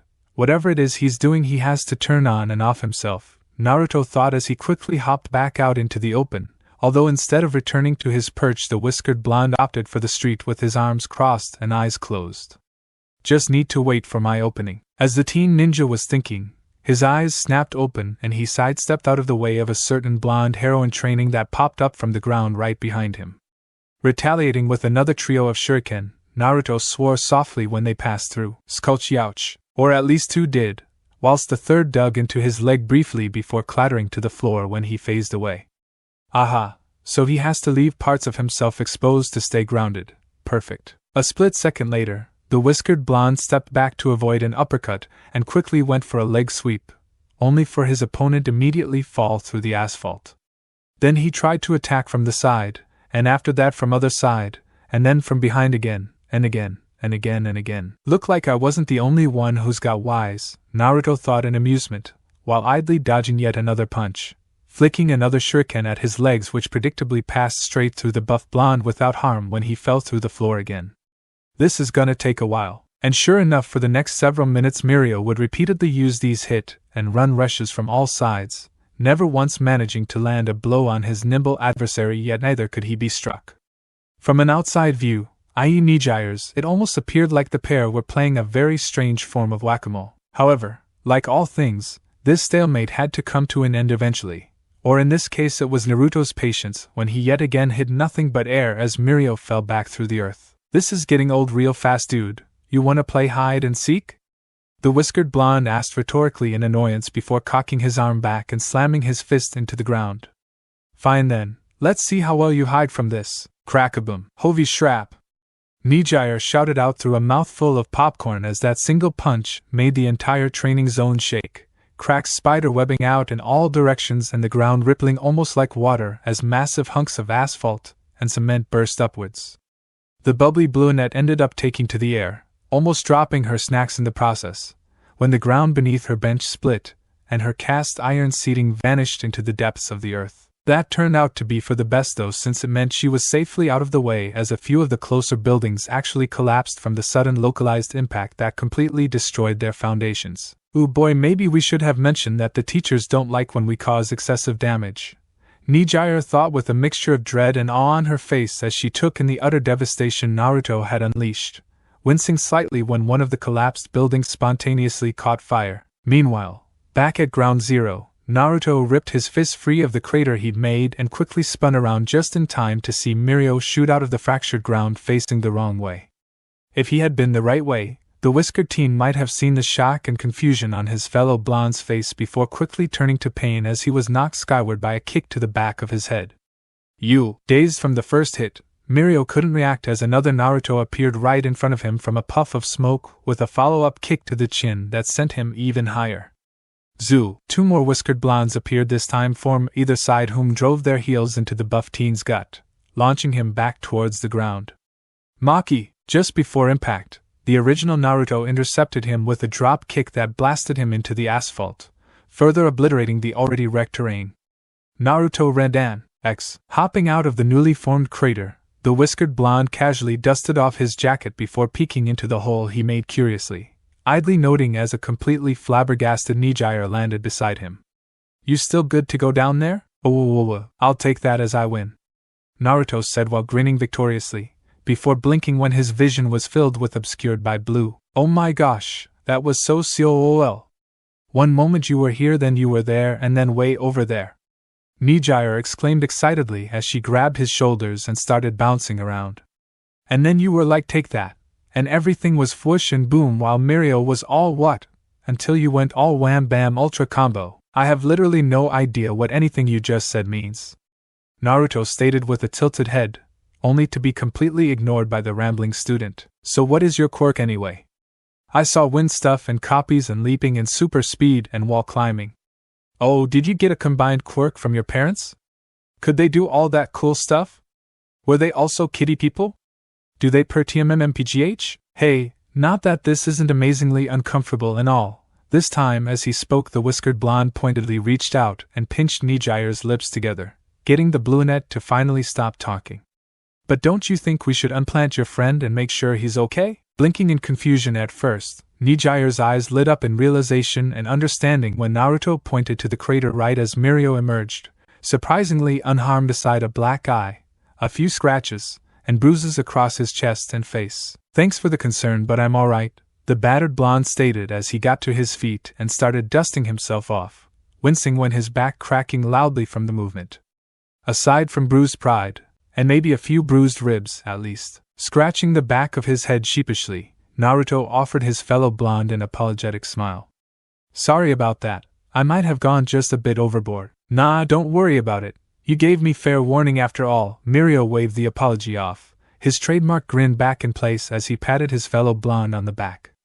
At the exact same time, though, yet another building nearby suddenly started collapsing, causing both blondes to blink in surprise before apparently finally noticing all the devastation around them. "By the way, did I forget to mention that the teachers generally don't like it when we cause a lot of excess damage?" Yes, you did. Ah, whoops. MMPH. MPH. Nijire mumbled out unintelligibly while waving her hands around wildly, getting the pair of blondes to stare at her in confusion. "What?" Mumbling incoherently even more, the brunette paused mid-mutter to pry Naruto's hand away from her mouth. "I said that was totally what I was just thinking earlier." "Well, that and how that super punch was kinda like one of All Might's famous smashes. You should have seen it, Mirio. He was all like, hide from this. And everything went kaboom." "I could believe it," Mirio muttered with a nod as he turned his head from side to side in order to take in the mess that used to be a simulated city block before focusing back on Naruto again. "You fight kinda like him too. Was he our inspiration? You mean that loud guy everyone talks about on TV? Looks kinda like you but bigger with weird antenna hair, spooky skeleton eyes, and always screaming 'I am here' whenever he shows up?" Naruto asked with a quirked brow while holding his hands up at his head in a V shape, making the two students blink a few times. "Pthoftaha, ha ha ha ha ha," before promptly erupting into fits of laughter. "Well, I never heard him described quite like that, but yes, that would be who I meant," Mirio said between chuckles while Nijire had to lean against him for support to keep herself from falling over. "Then I'd have to say no," the whiskered blonde said with a shake of his head. "Although he does remind me a lot of bushy brows and super bushy brows now that I think about it." Meanwhile, achoo! Both Guy and Lee sneezed at the exact same time as they were doing push-ups with huge boulders strapped to their backs, the sudden distraction causing them both to face-plant with the earth. "How that was random. Maybe someone is talking about you guys," Tenten said from the sidelines while sharpening her various weapons, giggling as she watched the spandex-wearing duo struggling to get free of their earthy confines and back. "So should we clean this up or what?" Naruto asked while jabbing his thumb at the wrecked simulated city. No worries, the repair drones will get to it in a bit," Mirio said with a dismissive wave of her hand. "With them and Cementos, this place will be back in tip-top shape by tomorrow." Crash. "By the day after tomorrow," the buff blonde corrected sheepishly as one of the half-destroyed buildings collapsed fully. "Then I think I should head back to Nurse Granny's before she gets impatient," Naruto said, getting nods of agreement from Mirio and Nijire once the latter managed to get her laughter under control. "Now that sounds like a good idea to me, although she's definitely gonna be grouchy when she sees me," Mirio said while rubbing the growing bruise on his cheek before walking over to where his discarded gym uniform had landed. "I hope she has been able to help out Ragdolson out," Nijire mumbled softly, her natural good mood dimming a bit when she remembered the condition the heroine had been when they last saw her. However, not even a second later it was right back to full exuberance as she bounced in place. "Who am I kidding? Recovery Girl is the best of the best, so she's probably already all better. I wonder what happened to her. Oh, perhaps she'll be able to tell us what happened. Maybe her quirk was stressed out from a hard mission, or maybe she was trying a new super move and it didn't work out like planned. Only one way to find out. Let's get going," Naruto said as he headed off. "Recovery Girl's office is this way, silly," only for Nijire to grab his arm and pull him in the exact opposite direction he was headed. "I knew that. I was just taking the scenic route," the whiskered blonde offered weakly, making the bubbly heroine giggle at the terrible excuse. "I guess that means you'll have plenty of time to answer all my questions then, right? You, and don't forget to pet his whiskers some more." Mirio chipped in helpfully as he rejoined the duo fully dressed once more, earning himself an annoyed look from Naruto when Nijire did just that with an excited cheer. Naruto and Mirio winced with sheepish looks as they were whacked over the head by Recovery Girl's cane, the elderly woman giving them both the stink eye while Nijire stood off to the side. All four of them were once again in the medical ward where the more battered of the blondes could get patched up. However, It seemed that Mirio hadn't been completely honest about how hurt he'd gotten, which was evident by the large number of bandages and ice packs currently strapped to his chest. Kids these days, I can't let one of them out of my sight for 5 minutes these days without them getting into some sort of trouble. Recovery girl grumbled, continuing to glower at the pair of blondes as she filled out a series of forms on a clipboard. Ah, come on, it wasn't that bad, recovery girl, we just went a little tiny bit overboard with a friendly spar, Mirio said while rubbing the back of his head with his iconic smile. However, the deadpan he got from the elderly woman told him that that had been the wrong thing to say. Not that bad, you say? Well then, let's just see what the chart has to say about that, shall we? Holding up the papers she just finished filling out, recovery girl cleared her throat dramatically before reading aloud. 6 fractured ribs, 2 of which were almost completely broken, a fractured scapula, a concussion, severe internal and external bruising of the abdomen, mild internal bruising, several first and second degree burns, and no less than 5 stab wounds. Okay, so we went very overboard. The muscular blonde admitted with a chuckle as the medical-themed heroine rolled her eyes with an exasperated yet ever slightly amused skin. I swear nobody has any common sense anymore, she muttered under her breath while handing the clipboard off to a medicbot to file away before slowly shambling over to check on Ragdoll, who was asleep once more. If it wasn't for the fact that I have other things to attend to, I'd be giving all 3 of you a nice long lecture about not being a bunch of reckless idiots. While Naruto sighed in relief and Mirio chuckled at the healing hero's words, a confused Nijire tilted her head and pointed at herself. All 3? What did I do? You were acting as ref yet didn't stop those 2 knuckleheads from beating each other black and blue even after they leveled an entire training zone. But it was such a cool fight though, Nijire said with sparkles in her eyes, literally bouncing in place.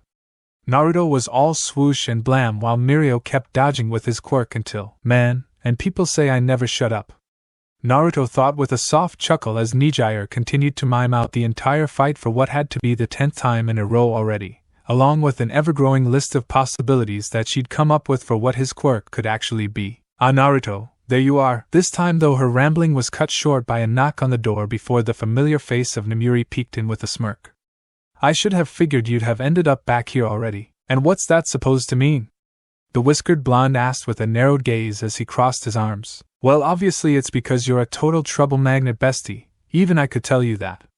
Toga chipped in playfully as her head popped in below the adult-rated heroines with a cheeky grin. Hey! I am not, Naruto said with an indignant huff while crossing his arms in annoyance, as he glowered at the ever-blushing blonde. However, his annoyance was quick to fade away into concern when he noticed how the girl's eyes were slightly bloodshot and puffy, showing that she had been crying recently despite her apparent jovial mood. Guess her talk with the counselor guy got pretty emotional. Of course you're not, you just happen to run into all sorts of misadventures every time you're left alone for more than 5 minutes. The blonde was snapped out of his thoughts by Namuri grabbing his shoulder with a playfully sarcastic drawl and pulling him out of his seat.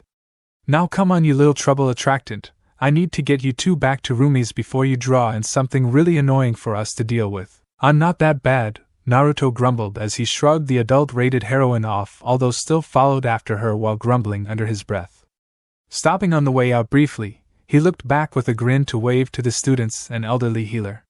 It was nice meeting you guys, and if you ever want a rematch just let me know, Mirio. You can bet on it, the intangible teen said with a competitive smirk of his own while cracking his neck for added emphasis before wincing as a deadpanning recovery girl gave him an extra whack on the head with her cane. Already? But we were having so much fun too, the ever-energetic brunette known as Nijire deflated with an adorable pout, giving off a perfect kicked puppy vibe that just wrenched at the heartstrings. However, as per the course, she just as quickly perked back up to her normal cheery self as she waved enthusiastically. Maybe we can hang out again later, for lunch, or perhaps we could go hang out in an arcade. I love arcades. Especially this one in downtown, which has this awesome dancing game and a fun little skee ball tournament where the winner gets free pizza all day. Oh, that sounds like fun! Count us in! Toga popped right back into view with a huge grin before she was promptly scooped up onto Naruto's shoulder as he walked past her. Great! I'll set up reservations right away. Bye, kiddies! The spiral-haired teen said before pulling out her cell phone and excitedly dialing in a number at blinding speed. She's gonna call us that forever now, isn't she? Naruto asked rhetorically as the giggling Toga continued to wave even though the others were already out of sight. Most likely you adorable little kitten, Nimuri said in a seductively teasing tone while scratching the whiskered blonde's head like one would a pet, making him roll his eyes in exasperation and swat the limb away with a soft grumble about not being adorable. Besides, it's quite fitting if you asked me. You two even have matching collars. Oh yeah. Check it, we're totally twinsies now, bestie. Nimbly flipping herself around so she was now sitting on Naruto's shoulders, Toga leaned forward till she was facing Naruto upside down and pulled on her jacket to reveal the new tracker strapped firmly around her neck. You know, most people wouldn't be so excited about having these, Naruto pointed out with a raised brow before rolling his eyes in amusement when his fellow blonde just stuck her tongue out playfully. I find it better to enjoy the silver lining than to wallow with a dingy cloud. Toga flipped herself again so she was doing a handstand on the blonde's shoulder, then allowing herself to fall back until she landed perfectly behind Naruto. Giving a short bow to her audience, the bloodthirsty blonde was quick to catch up to the other two, settling into an even gait beside her self-proclaimed bestiest bestie. Life's too short to always be stuck on the negatives anyway, wouldn't you agree, bestie? I can't say you're wrong, the whiskered teen shrugged, before smirking mischievously.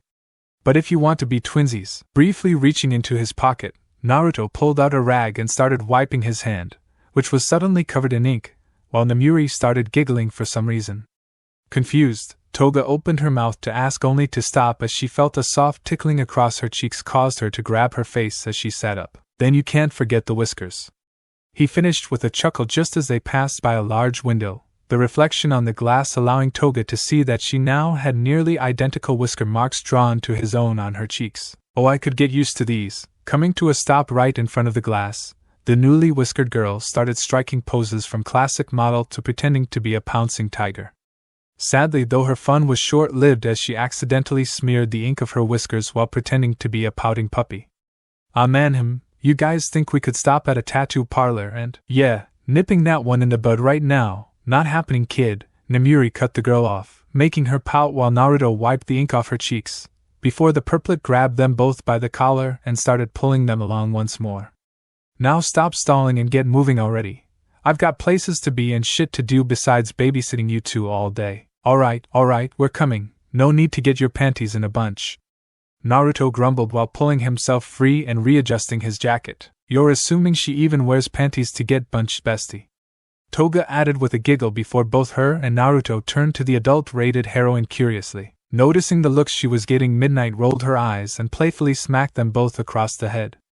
Get your heads out of the gutter. Just because I'm rated adults only doesn't mean I go around without underwear all the time. But you used to run around in nothing but a micro-bikini and belt, occasionally with a trench coat when it was colder. So why wouldn't we think that? Toga pointed out bluntly with a knowing smirk, causing Naruto to stumble at the mental picture while Midnight held her hands up in mock surrender. Alright, you got me there, but my point remains, the pro-heroine tried to say before she was cut off when Toga suddenly pantsed her without warning. And it seemed that Toga's little theory was true as she and Naruto were greeted by the unobstructed view's smooth, creamy hips, ass, and thighs, causing the latter to pass out with a nosebleed of epic proportions. Haha! I knew it! You do go commando! I knew it! I really should have seen this coming, Nimuri muttered with a facepalm as Toga danced and cheered around her. You can quit the theatrics, blondie. It's not what it looks like, see? Stopping mid-dance, Toga watched the woman grab the side of her hip and pulled, revealing that bare waist was actually covered by a pair of light tan spats that matched her skin tone. Oh, now that's clever, the blood-loving teen said while clapping in approval. Those must be fun to mess with people's heads with, only on days that end with a Y. The adult-rated heroine retorted with a teasing smile as she pulled her pants back up. After making sure everything was nice and tightly secured once more, she then walked over and hefted Naruto off the floor before promptly dropping him into Toga's arms. Wow, he's a lot lighter than he looks, the blushing blonde muttered in surprise when she found that she could almost effortlessly hold the unconscious teen. I think he might actually weigh less than I do. I wonder what his secret is. You can ask him later, Midnight stated as she continued walking, forcing Toga to hurry along after her before she was left behind. If we hurry, we can still beat the afternoon traffic. Later. Damn it. Huh? Was it? Naruto jerked back to consciousness as a loud swear rang out, followed by a muffled thumping sound. Looking around blearily, The whiskered blonde blinked a few times to clear his vision and found himself in the back seat of Namuri's car alongside Toga, who was humming in her seat with a content smile. Toga, was that you? Nope, it was Ms. Road Rage, she said in a mock whisper as she gestured up in the driver's seat, where Namuri could be found leaning her head against the rim of the steering with a frustrated groan. Then she pointed out the window where Naruto could see nothing but cars, trucks, and other such automobiles all crammed together in the street. We've been stuck in this same spot for almost 10 minutes now, and she's this close to snapping. If you keep up with that smart mouthing of yours, the only thing that'll be snapping is my whip across your behind," the pro-hero said, raising her head up to glower at the blonde girl through the rearview mirror. A vein started to bulge on her forehead though when Toga just stuck out her tongue and pulled down an eyelid in response. "So what's up with all the cars? Something happen?" Naruto asked while peering out the window. "No, just the normal midday traffic I was hoping to avoid," Namuri grumbled sourly, before taking a few deep breaths to calm down as the cars finally started to move again. While a mere snail's pace at first, it soon picked up as the roads cleared out until they were cruising along at a decent pace.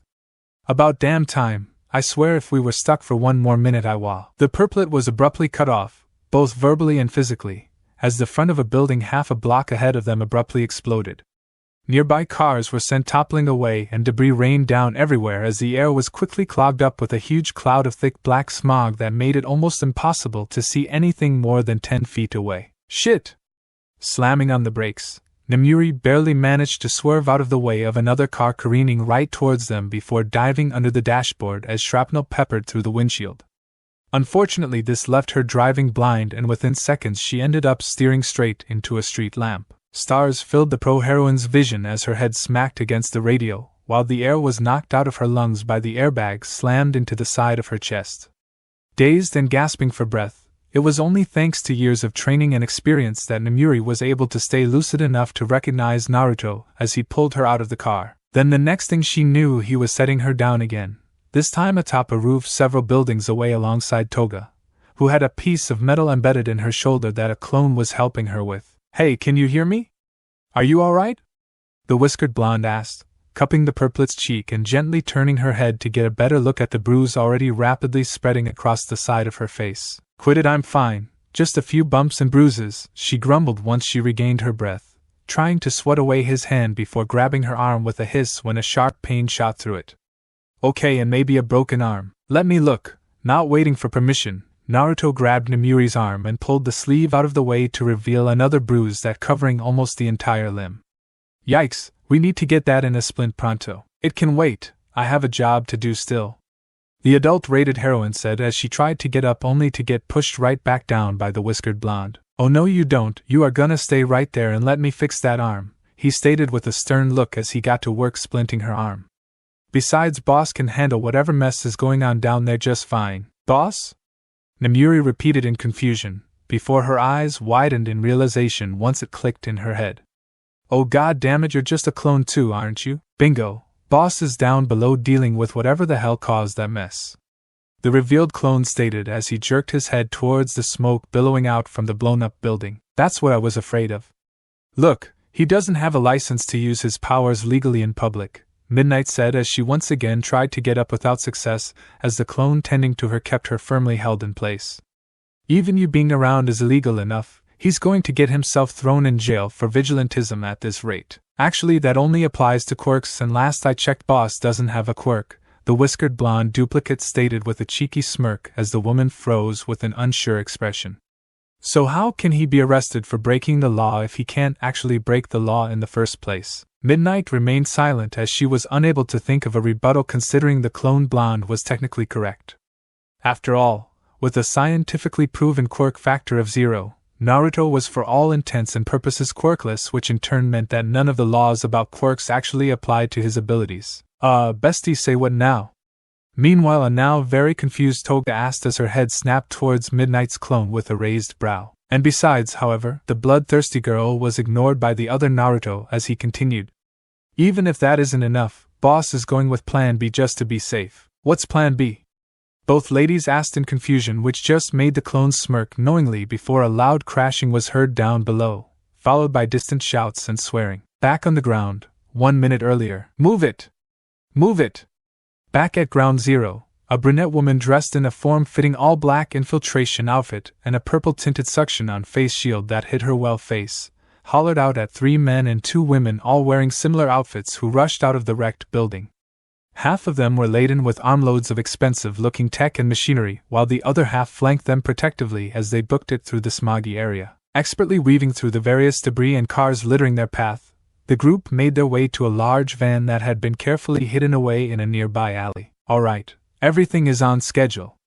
Let's keep it that way." The masked woman snipped while pulling the side open so her group could climb inside with their loot. As soon as the last one was in, she slammed the doors shut and jumped into the driver's seat, turning the key that was already in the ignition. However, the engine didn't even have a chance to turn over thanks to a purple and white-clad foot that slammed into the hood, squashing the entire front end of the van into the asphalt. "What the foo?"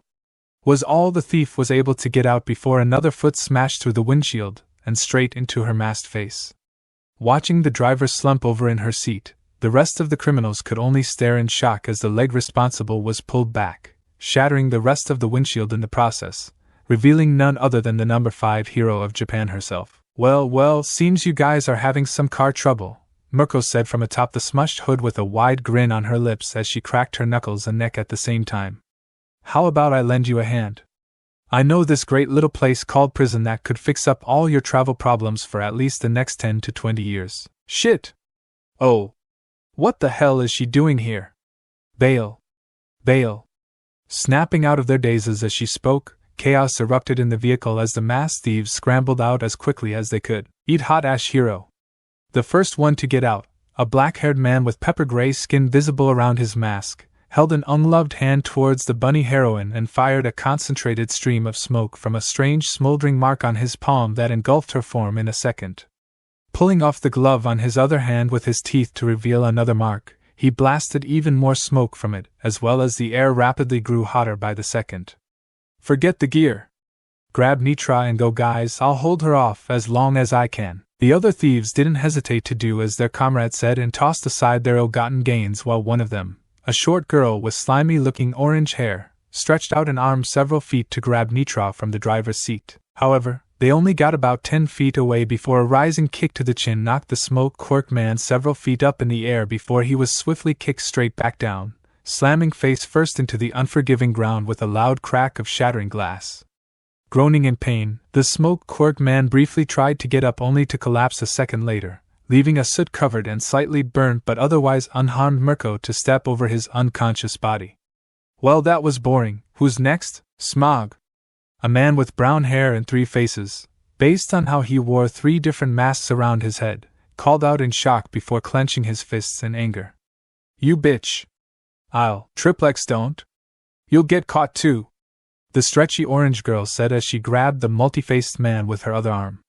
"We need to get out of here now. Taiko's right, you guys go. Me and Emp will keep Miss Hero here busy."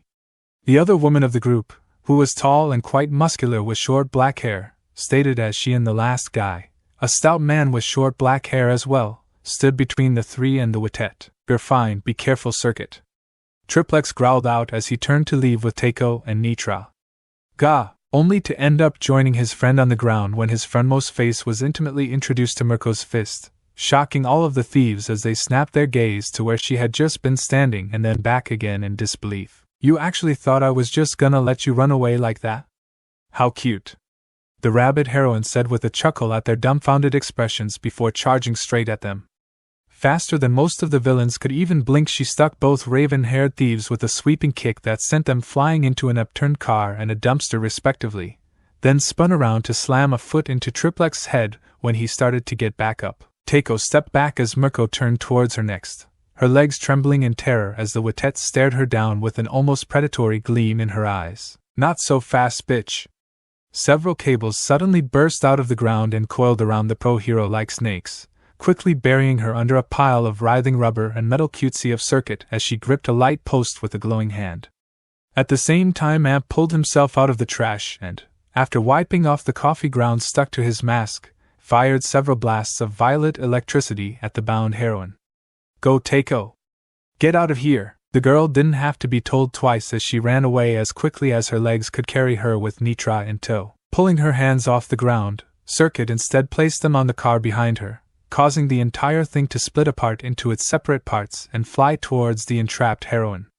Then the masked woman clasped her hands together, causing both the wires and car parts to compress down even further as Amp ramped up his quirk so the metal began to heat up, effectively welding everything together. How that should keep her for a while, Amp muttered breathlessly once he finally stopped blasting, his arms twitching and spasming rapidly as stray sparks still flickered between his fingers. The result of their combined attack being a lumpy metal heap roughly the same shape as their foe. Assuming the bitch is still alive after all of that anyway, let's not stick around to find out, Circuit stated while grabbing Amp's arm. Luna fall, and promptly eating asphalt as both of them were struck over the head by a pair of drop kicks that knocked them both out instantly, all courtesy of Mirko. Well, that was easy, landing between the unconscious thieves in a crouch. The strangely immaculate bunny pro hero pretended to dust her hands off as she stood up. She cocked an eyebrow though when she saw the misshapen smoking statue of herself, then at the other two knocked out thieves, the half-crushed van, and the mess left in the street, before turning to the whiskered blonde sitting on an upended mailbox. What the hell have you dragged me into? I'll explain later, you might want to worry about the two ladies trying to make their getaway first. Naruto replied while pointing to the fleeing thieves, making Mirko smirk as she sprinted after them. Almost there, just a little further, Teiko muttered as ran as quickly as she could with Nitra in her arms while frequently glancing over her shoulder worriedly. Where the hell do you think you're going, punk? Eep. And it was thanks to those constant paranoid looks that the Orangeette saw and was just narrowly able to avoid the flying kick aimed at her head by making her entire head flatten like a piece of paper. Stumbling to a stop as her head sprang back to normal shape with a muffled pop, a scared whimper escaped her lips at the sight of Mirko standing in her path. Not bad reflexes, this might actually be some fun, the bunny heroine said with an excited grin as she thumped her foot eagerly, cracking the sidewalk a bit. Ek. Stay away from me, the girl shrieked before her and Nitra's bodies squished down like an accordion as Mirko flew over her once again, then contorting into a U shape when the Witet tried to hit them with a spin kick. Stopping on a light post, Mirko quickly launched herself back and unleashed a flurry of kicks and punches at blinding speeds. However, Teiko continued to contort herself and her partner around the rabbit woman's attacks, leaving her to hit nothing but thin air over and over. Yet rather than being annoyed by this, Mirko only seemed to get more excited by the second as her grin practically split her face in half. Guh, gotcha. After about an entire minute of continuous back and forth though, Teiko's constant shifting started to slow down until the Witet finally managed to get a solid hit in. On what exactly she wasn't sure, but it was enough to knock the contorting girl off her feet and tumbling away several feet, eventually skidding to a stop in the middle of the empty street and popping back to normal. That was a nice workout, kid, but it's time to wrap this up. No, get away, the thief whimpered out breathlessly, part of her mask broken away to reveal a tearing up orange eye dilated in fear. No can do, Mirko stated while punching the palm of her hand. Now we can do this the easy way or the fun way, your choice. And choose. Teiko did, albeit the choice she went with was unexpected to say the least. I said get away. In a move that completely caught Mirko off guard, the Orangeette grabbed Nitra's arm and tore the limb off with a sickening squelch. Before the pro-hero could even comprehend this seemingly pointless act of betrayal against her unconscious companion, Teiko hurled the severed limb right at her. With how tired the girl was though, the arm barely even made it about 10 feet before flopping against the ground uselessly. It did succeed in getting Mirko to stop though as she stared at the bleeding limb with a blank expression, and her eyebrows vanished into her hairline.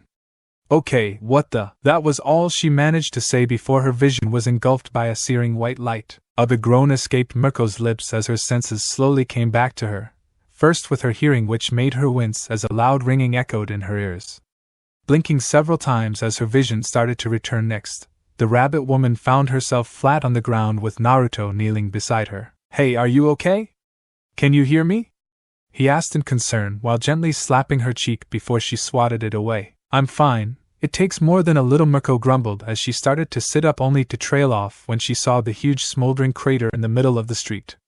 Meanwhile, dozens of emergency vehicles were cordoning the area off with the help of a few low-ranked local heroes. Damn, what happened? That girl you were fighting threw an exploding severed arm at you, Naruto stated bluntly as he grabbed the rabbit woman's arm and helped her up to her feet. And before you asked, she got away, disappeared right after the arm blew up. Yeah, I figured as much, she was definitely a slippery one. Stretching a bit, Mirko sighed as several joints popped before patting off the dust and soot all over her body. But that'll just make it all the more fun when I kick her ass next time. That's assuming there is a next time, Naruto pointed out, making the Witette look back at him with a challenging smirk. Oh, there will be, she said while plucking a small chunk of cement out of her side and flicking it into the crater. Even if I have to track her down myself for it to happen, if you say so, but let's worry about that later. First, we should probably get out of here before they get down and mob us with questions, the whiskered blonde said while jabbing a thumb up at the rooftops where hundreds of confused-looking men and women were being helped down by the police and firemen. Sure, sounds good to me. Mirko nodded in agreement as the duo hurried out of the area. By the way, what was the deal with that metal statue of me in the alley? Funny story about that actually, if you say so, but let's worry about that later. First, we should probably get out of here before they get down and mob us with questions, the whiskered blonde said while jabbing a thumb up at the rooftops where hundreds of confused-looking men and women were being helped down by the police and firemen. Sure, sounds good to me. Mirko nodded in agreement as the duo hurried out of the area. By the way, what was the deal with that metal statue of me in the alley? Funny story about that actually. And now, several months later, snow fell from the sky in a thick flurry that blanketed the entire city in a sheet of pure white wherever one looked. This in turn perfectly contrasted the lovely array of holiday decorations that had been set up all over, from the colorful lights set up to the city-goers themselves wearing festive outfits. Several pine trees, both real and artificial, were sporadically set up with a ton of ornaments while ropes of tinsel were hung across the air from buildings and streetlights. Get your Christmas gifts here! Special holiday discounts abound. Wish your loved ones a Merry Christmas with our limited edition Santa Mite figure. Don't delay. Get your Christmas spirit on with our brand new special blend of Hero Eggnog, offers limited while supplies last. And of course you can't forget the obligatory massive amount of holiday-themed advertisements that were being blasted from all directions, Midnight thought while standing in a small park in her civilian wear, rolling her eyes good-naturedly as she sipped from a holiday-themed cup of coffee. It wasn't like the adult-rated heroine had much room to speak seeing as she'd signed off on a deal for her own Christmas merch line, which was naturally selling rather well. In fact, a quick glance at her phone showed that the last Naughty Elf Midnight posters had just sold out entirely after being out only a day. That'll be a nice little bonus. While she wasn't interested in becoming filthy rich, it was still nice to know she'd have a nice nest egg saved up for the future, although what she was getting was nothing compared to the revenue Mirko was no doubt raking in since her popularity had skyrocketed. This was mostly in part due to her cracking down on dozens of villains during her relentless pursuit of the criminals known as Ry and Toga, the bunny heroine still harboring a bit of a grudge over the whole exploding arm incident. However, despite her best efforts and reluctantly cooperating with a few other pro-heroes, the villainous duo had proven themselves far too elusive since their failed heist. Not only that, but somehow their accomplices had managed to escape custody shortly after their arrest, though nobody could figure out how or even when exactly. While Mirko personally considered this nothing short of failure, the public viewed her determined efforts as nothing short of valiant and awe-inspiring. Naturally, this had the result in her rising up in the hero rankings, jumping from 5th to 3rd in the recent polling, though whether or not it'd be a lasting boost was up in the air. In either case, that in turn caused an ever-predictable spike in demand for all things Mirko, from merch to cameos to sponsorship requests.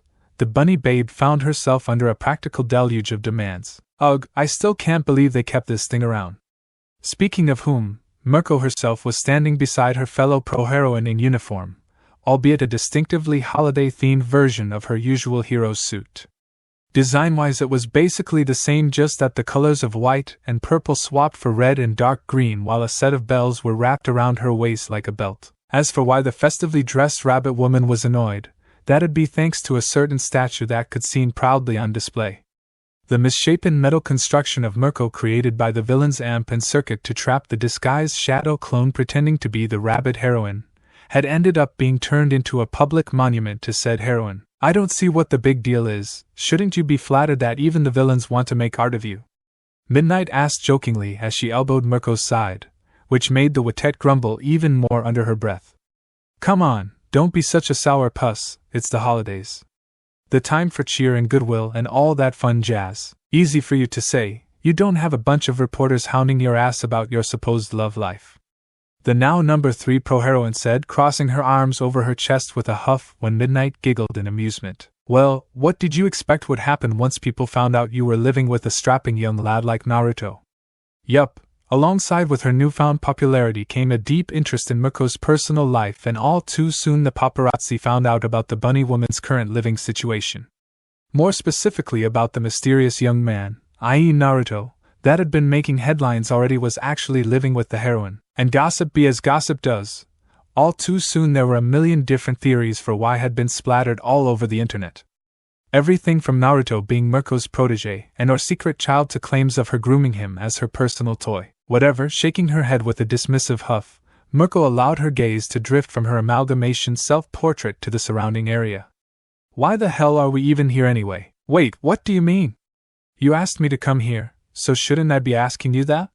Midnight asked back while pointing a finger at the rabbit heroine with a raised brow. No, you told me to come here. You told me over the phone that we needed to meet up for something important.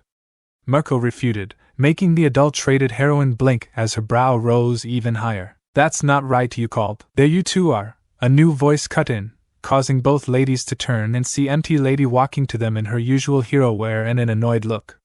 She was rubbing her arms with a grimace as she shivered, a modest dusting of snow clinging to her shoulders until she shook it off. This had better be good because I had to walk all the way here thanks to the freaking traffic, and it is freezing out. Empty Lady? What are you doing here? Midnight and Mirko asked at the same time, causing the growing blonde to scowl even more. Are you kidding me? You jerks called me up in the middle of my shift to come here and don't even remember? We've been set up, haven't we? Midnight asked with a dull look, causing a look of dawning realization to appear on both Mirko and Empty Lady's faces. Fire! Sadly for all three of them, though, that realization would be just a second too late as they were suddenly beset by a barrage of snowballs. In a blink both Empty Lady and Midnight both got a face full of powdery ice that knocked them on their asses, while Mirko barely avoided the same fate thanks to her reflexes. Holding her arms up protectively around her head, the bunny heroine scowled as the snowballs splattered across her body. Tracking the attacks back to their source, her gaze narrowed upon seeing a familiar whiskered face smirking back at her. Naruto! You are so dead. Oh no, I'm so scared.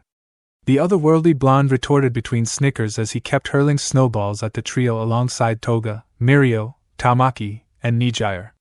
The relentless barrage was slowly burying the bunny heroine, while her companions scrambled to cover behind her statue. You will be! Not even bothering to hide, Mirko ignored the barrage of icy projectiles as she got down on one knee and scooped up as much snow as she could at once. Quickly squishing it together into one large snowball almost twice as big as she was, she hefted it off the ground and over her head with a manic grin. Oh, Naruto muttered before the rabbit hurled the massive lump of snow at them with all her might. Scatter! Nobody needed to be told twice as the teens split up in all directions, narrowly avoiding getting squished under the massive snowball. However, both Toga and Tamaki were hit by blowback when it hit the ground and basically exploded outwards in 1,000 fist-sized chunks. Meanwhile, Nijire got a taste of her own medicine when she got pegged by a flurry of shots courtesy of Midnight and Empty Lady. Mirio and Naruto were the only ones that got away unscathed, the former taking cover behind a mailbox as he reloaded while the latter slid under a bench. Popping up on the other side, the whiskered blonde had all of half a second to see Mirko with yet another giant clump of snow in hand before he bolted once more. Zigzagging around the park, the blonde grabbed a light post mid-turn, causing him to pivot in the opposite direction just in time to avoid the second large snowball that flew by, grazing his fingers. Time seemed to slow as he spun around to face Mirko, who was already armed with a third big but noticeably smaller snowball held up and ready to throw. The bunny heroine had a smirk on her lips as she was about to toss that ball right in that boy's smug face, only for Naruto to smirk and reveal a snowball in his free hand too. Winding his arm back extra dramatically, the blonde flung this one with a twist of his wrist which somehow caused the ball to actually spiral through the air. Mirko only had enough time to blink before the spiraling snowball slammed upwards into her chin, spraying snow all over her face and up her nose. Yelping in surprise, the Witette reflexively tried to wipe off the offending substance only to end up with her head buried in the snowball she'd been holding in the first place. Pfft. Ha! Naruto could not help but burst into laughter as he watched Mirko stumble around blindly with her head covered in snow. Doubling over as he slid to a stop, he almost fell on his ass when the bunny woman ended up tripping on the end of the sidewalk and falling into the heap she was using to make her snowballs. Oh man, that was gotcha punk. Unfortunately, with his focus on Mirko, Naruto was left wide open to a volley of attacks from behind, causing him to fall flat on his face. The culprit, empty lady, pumped her fist in victory with a smirk, before yelping and ducking behind cover when Toga and Nijire started firing at her again. A little help over here, Midnight. Bit busy already. The adult-rated heroine retorted, ducking and weaving to avoid getting hit as she traded shots with Mirio. However, even without using his quirk, the muscular teen proved to be quite light on his feet, displaying an impressive level of parkour, as he almost effortlessly avoided every snowball she flung his way. Hold still, you nimble little boppa. Sorry. Tamaki called out softly after hitting the art teacher right in the mouth as she was talking, making her swallow a bunch of snow by accident. Sadly for the shy teen though, all his apology achieved was giving Midnight a target as her gaze snapped toward him with a burning passion as she held up a pair of snowballs. Paling, the poor guy bolted with the adult-rated heroine hot on his trail, leaving Mirio without an opponent. Not that he seemed to mind as he just shrugged and watched the rest of the chaos that was unfolding around him. Speaking of, back over by Mirko, a muffled growl was heard before she slammed her head against the ground, shattering the snowball encasing it, and revealing her angry red face. Her gaze locking onto Naruto as he was dusting himself off, her lips curled up into a smirk as she shoved her hands into the snow. Damn, can't believe I let my guard down like that, Naruto grumbled to himself, though he seemed more amused than upset as he shook off the snow on his back. As he was trying to get a particularly stubborn clump that was sticking to his neck though, the blonde abruptly bent over nearly 90 degrees to avoid Mirko's snow-covered fist that soared over him. Snapping back up, he then sidestepped a drop kick from the bunny lady's equally snow-encased foot. You know, I don't think those count as snowballs. It's close enough, she exclaimed while continuing to throw punches and kicks with blinding speed, all of which the whiskered teen dodged. Hold still, damn it, okay. To Mirko's sheer surprise, Naruto did in fact hold still, completely stopping out of the blue and catching her leg when she hit his side with a sweeping kick, pinning it in place with his arm. Hey! Trying to get her limb free, the bunny heroine grimaced as Naruto held it in place like a bear trap, not budging even a centimeter. Kicking and punching at him the best she could, her frustration only grew when he didn't even flinch, just letting the blows land with that damnable smirk on his lips. A growl tore from her lips as she eventually resorted to planting her free foot against the blonde's chest and pushing with all her might. All right, you smartass. Let me go, okay. Yet again the blonde complied and let his grip go slack, making Mirko yelp out when she sent herself flying like a snapped rubber band. Skipping across the snow-covered ground, she ended up crashing into the base of her statue, knocking all the snow that had built up on it onto herself. Slowly sitting back up, the cold powder fell away from the pro-hero's face to show her unamused glare as she glowered at the still smirking blonde. Anything else you'd like me to do? He asked cheekily, making her eyebrow twitch rapidly as several veins bulged on her forehead. Just one. In a burst of speed that surprised even Naruto, Mirko closed the distance between them and tackled Naruto right into a snow mound.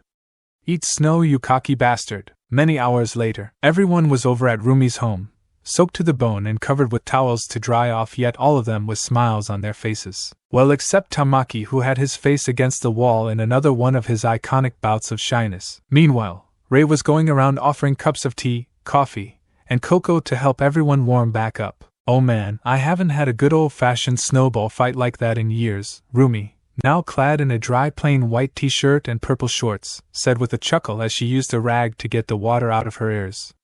Flopping on the couch next to Naruto, who'd also changed into a t-shirt and short only black and orange, the bunny lady clapped him on the back with laugh. And luring us out there like that, oh man, you really got us good. What can I say? I am the king of pranksters, the blonde boasted jokingly. But I can't take all the credit. It was Nijire's idea to have some fun in the snow. Yeah, I just figured we could all use a little time to relax, and since it was snowing I was like, how about a snowball fight? The ever-bubbly brunette said as she bounced in her seat, wringing out her hair.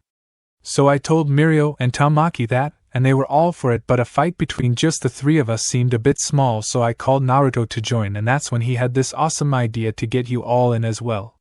It was so cool too. He just called you up, and then poof, he looked and sounded just like you. And as Nijire rambled on, going so far as to try miming the course of events leading up to the Snowball fight, Naruto found himself drifting off into memory lane himself. However, he found himself not just musing over the past day but the last few months that had gone by since his arrival. And to put bluntly, not much had happened. After his little trip to and from UA, the whiskered blonde found himself with little else to occupy his time until the start of the next school year, which was still a few months out. He couldn't really train outside of basic workouts, since this place had such strict regulations on using quirks, and his technicality of not actually having one would only get him so much leniency. Not to mention most of his training tended to be rather destructive, to put lightly, and he was currently smack in the middle of a heavily populated city. So with training out, the blonde mostly passed his time hanging out with Ry and Toga, even after the house arrest had been lifted. He'd also go out and explore, but it seemed like almost every time he left the house for more than 5 minutes the boy would somehow always find himself stumbling across a weird ongoing villain conflict. The last time it had been a dude with a doll head controlling stuffed animals to rob toy stores, certainly an odd day to say the least. That might have made things at least a bit more interesting, but Naruto could usually just deal with the mess in a blink and moved on. He hadn't even needed to use Plan B again. Speaking of Ry and Toga though, the duo had both become effectively permanent residents of the apartment. The former due to the continued issue of the hospitals being unable to find any records of her stay, which led to Nemuri calling up an official investigation on the situation despite Ry's insistence that it was unnecessary.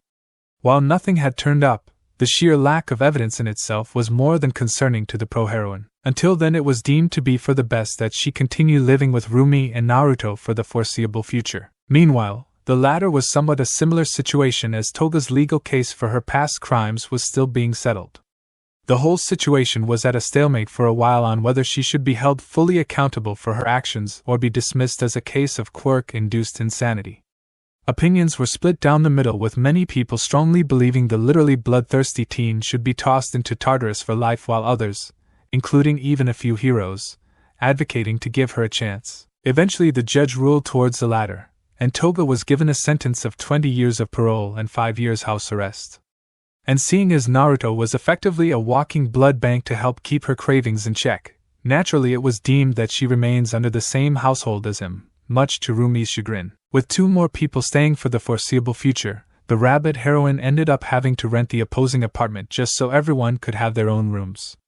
Although this may have been an act of futility, as Naruto would often wake up to Toga in his room with some part of his body in her mouth, having dozed off during a midnight snack as it were, or Ry cuddling up to him after having a nightmare, the latter of which had firmly cemented in Toga's mind that the two of them were in fact dating despite both their frequent denials. On the positive side, after he managed to get and learn how to use a cell phone of his own, Naruto kept in contact with Miro, Tamaki, and Nijire as well. The trio of second-year students had pretty much made him an official member of their little group, and would hang out whenever they weren't preoccupied with classes. Sometimes they'd go to arcades or movies, other times they'd just hang out at the apartment, and once the trio even managed to get permission to have another spar in one of the training grounds, albeit only with proper supervision this time. However, a few months back, Naruto, Mirio, Nijire, and Tamaki all sweat dropped nervously as they looked at the utterly leveled mess that used to be the city's simulation. Almost all the buildings were knocked down, fires were everywhere, and a large section had been reduced completely to a smoldering crater. How? Cementos, a pro-hero who looked like a living block of concrete molded into the rough shape of a man, demanded incredulously as he took in the devastation. I turned my back for 5 seconds. 5 seconds, okay. In my defense, I forgot this place had working gas lines, so using an exploding tag near the main one wasn't one of my greatest ideas. Naruto muttered as he scratched the back of his head with an awkward laugh. And flashback. Yeah, there was not a third time after that. And then we all hid and waited till you guys showed up and bam! Naruto was snapped back to the present when Nijire got a little too enthusiastic with her miming and basically stage dived onto his and Rumi's laps. Everything went crazy. Snowballs were flying. It was awesome. Yeah, we know, we were there, you said with an eye roll while sipping her coffee.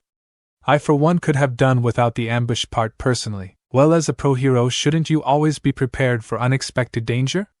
Toga asked coyly as she, for some reason or another,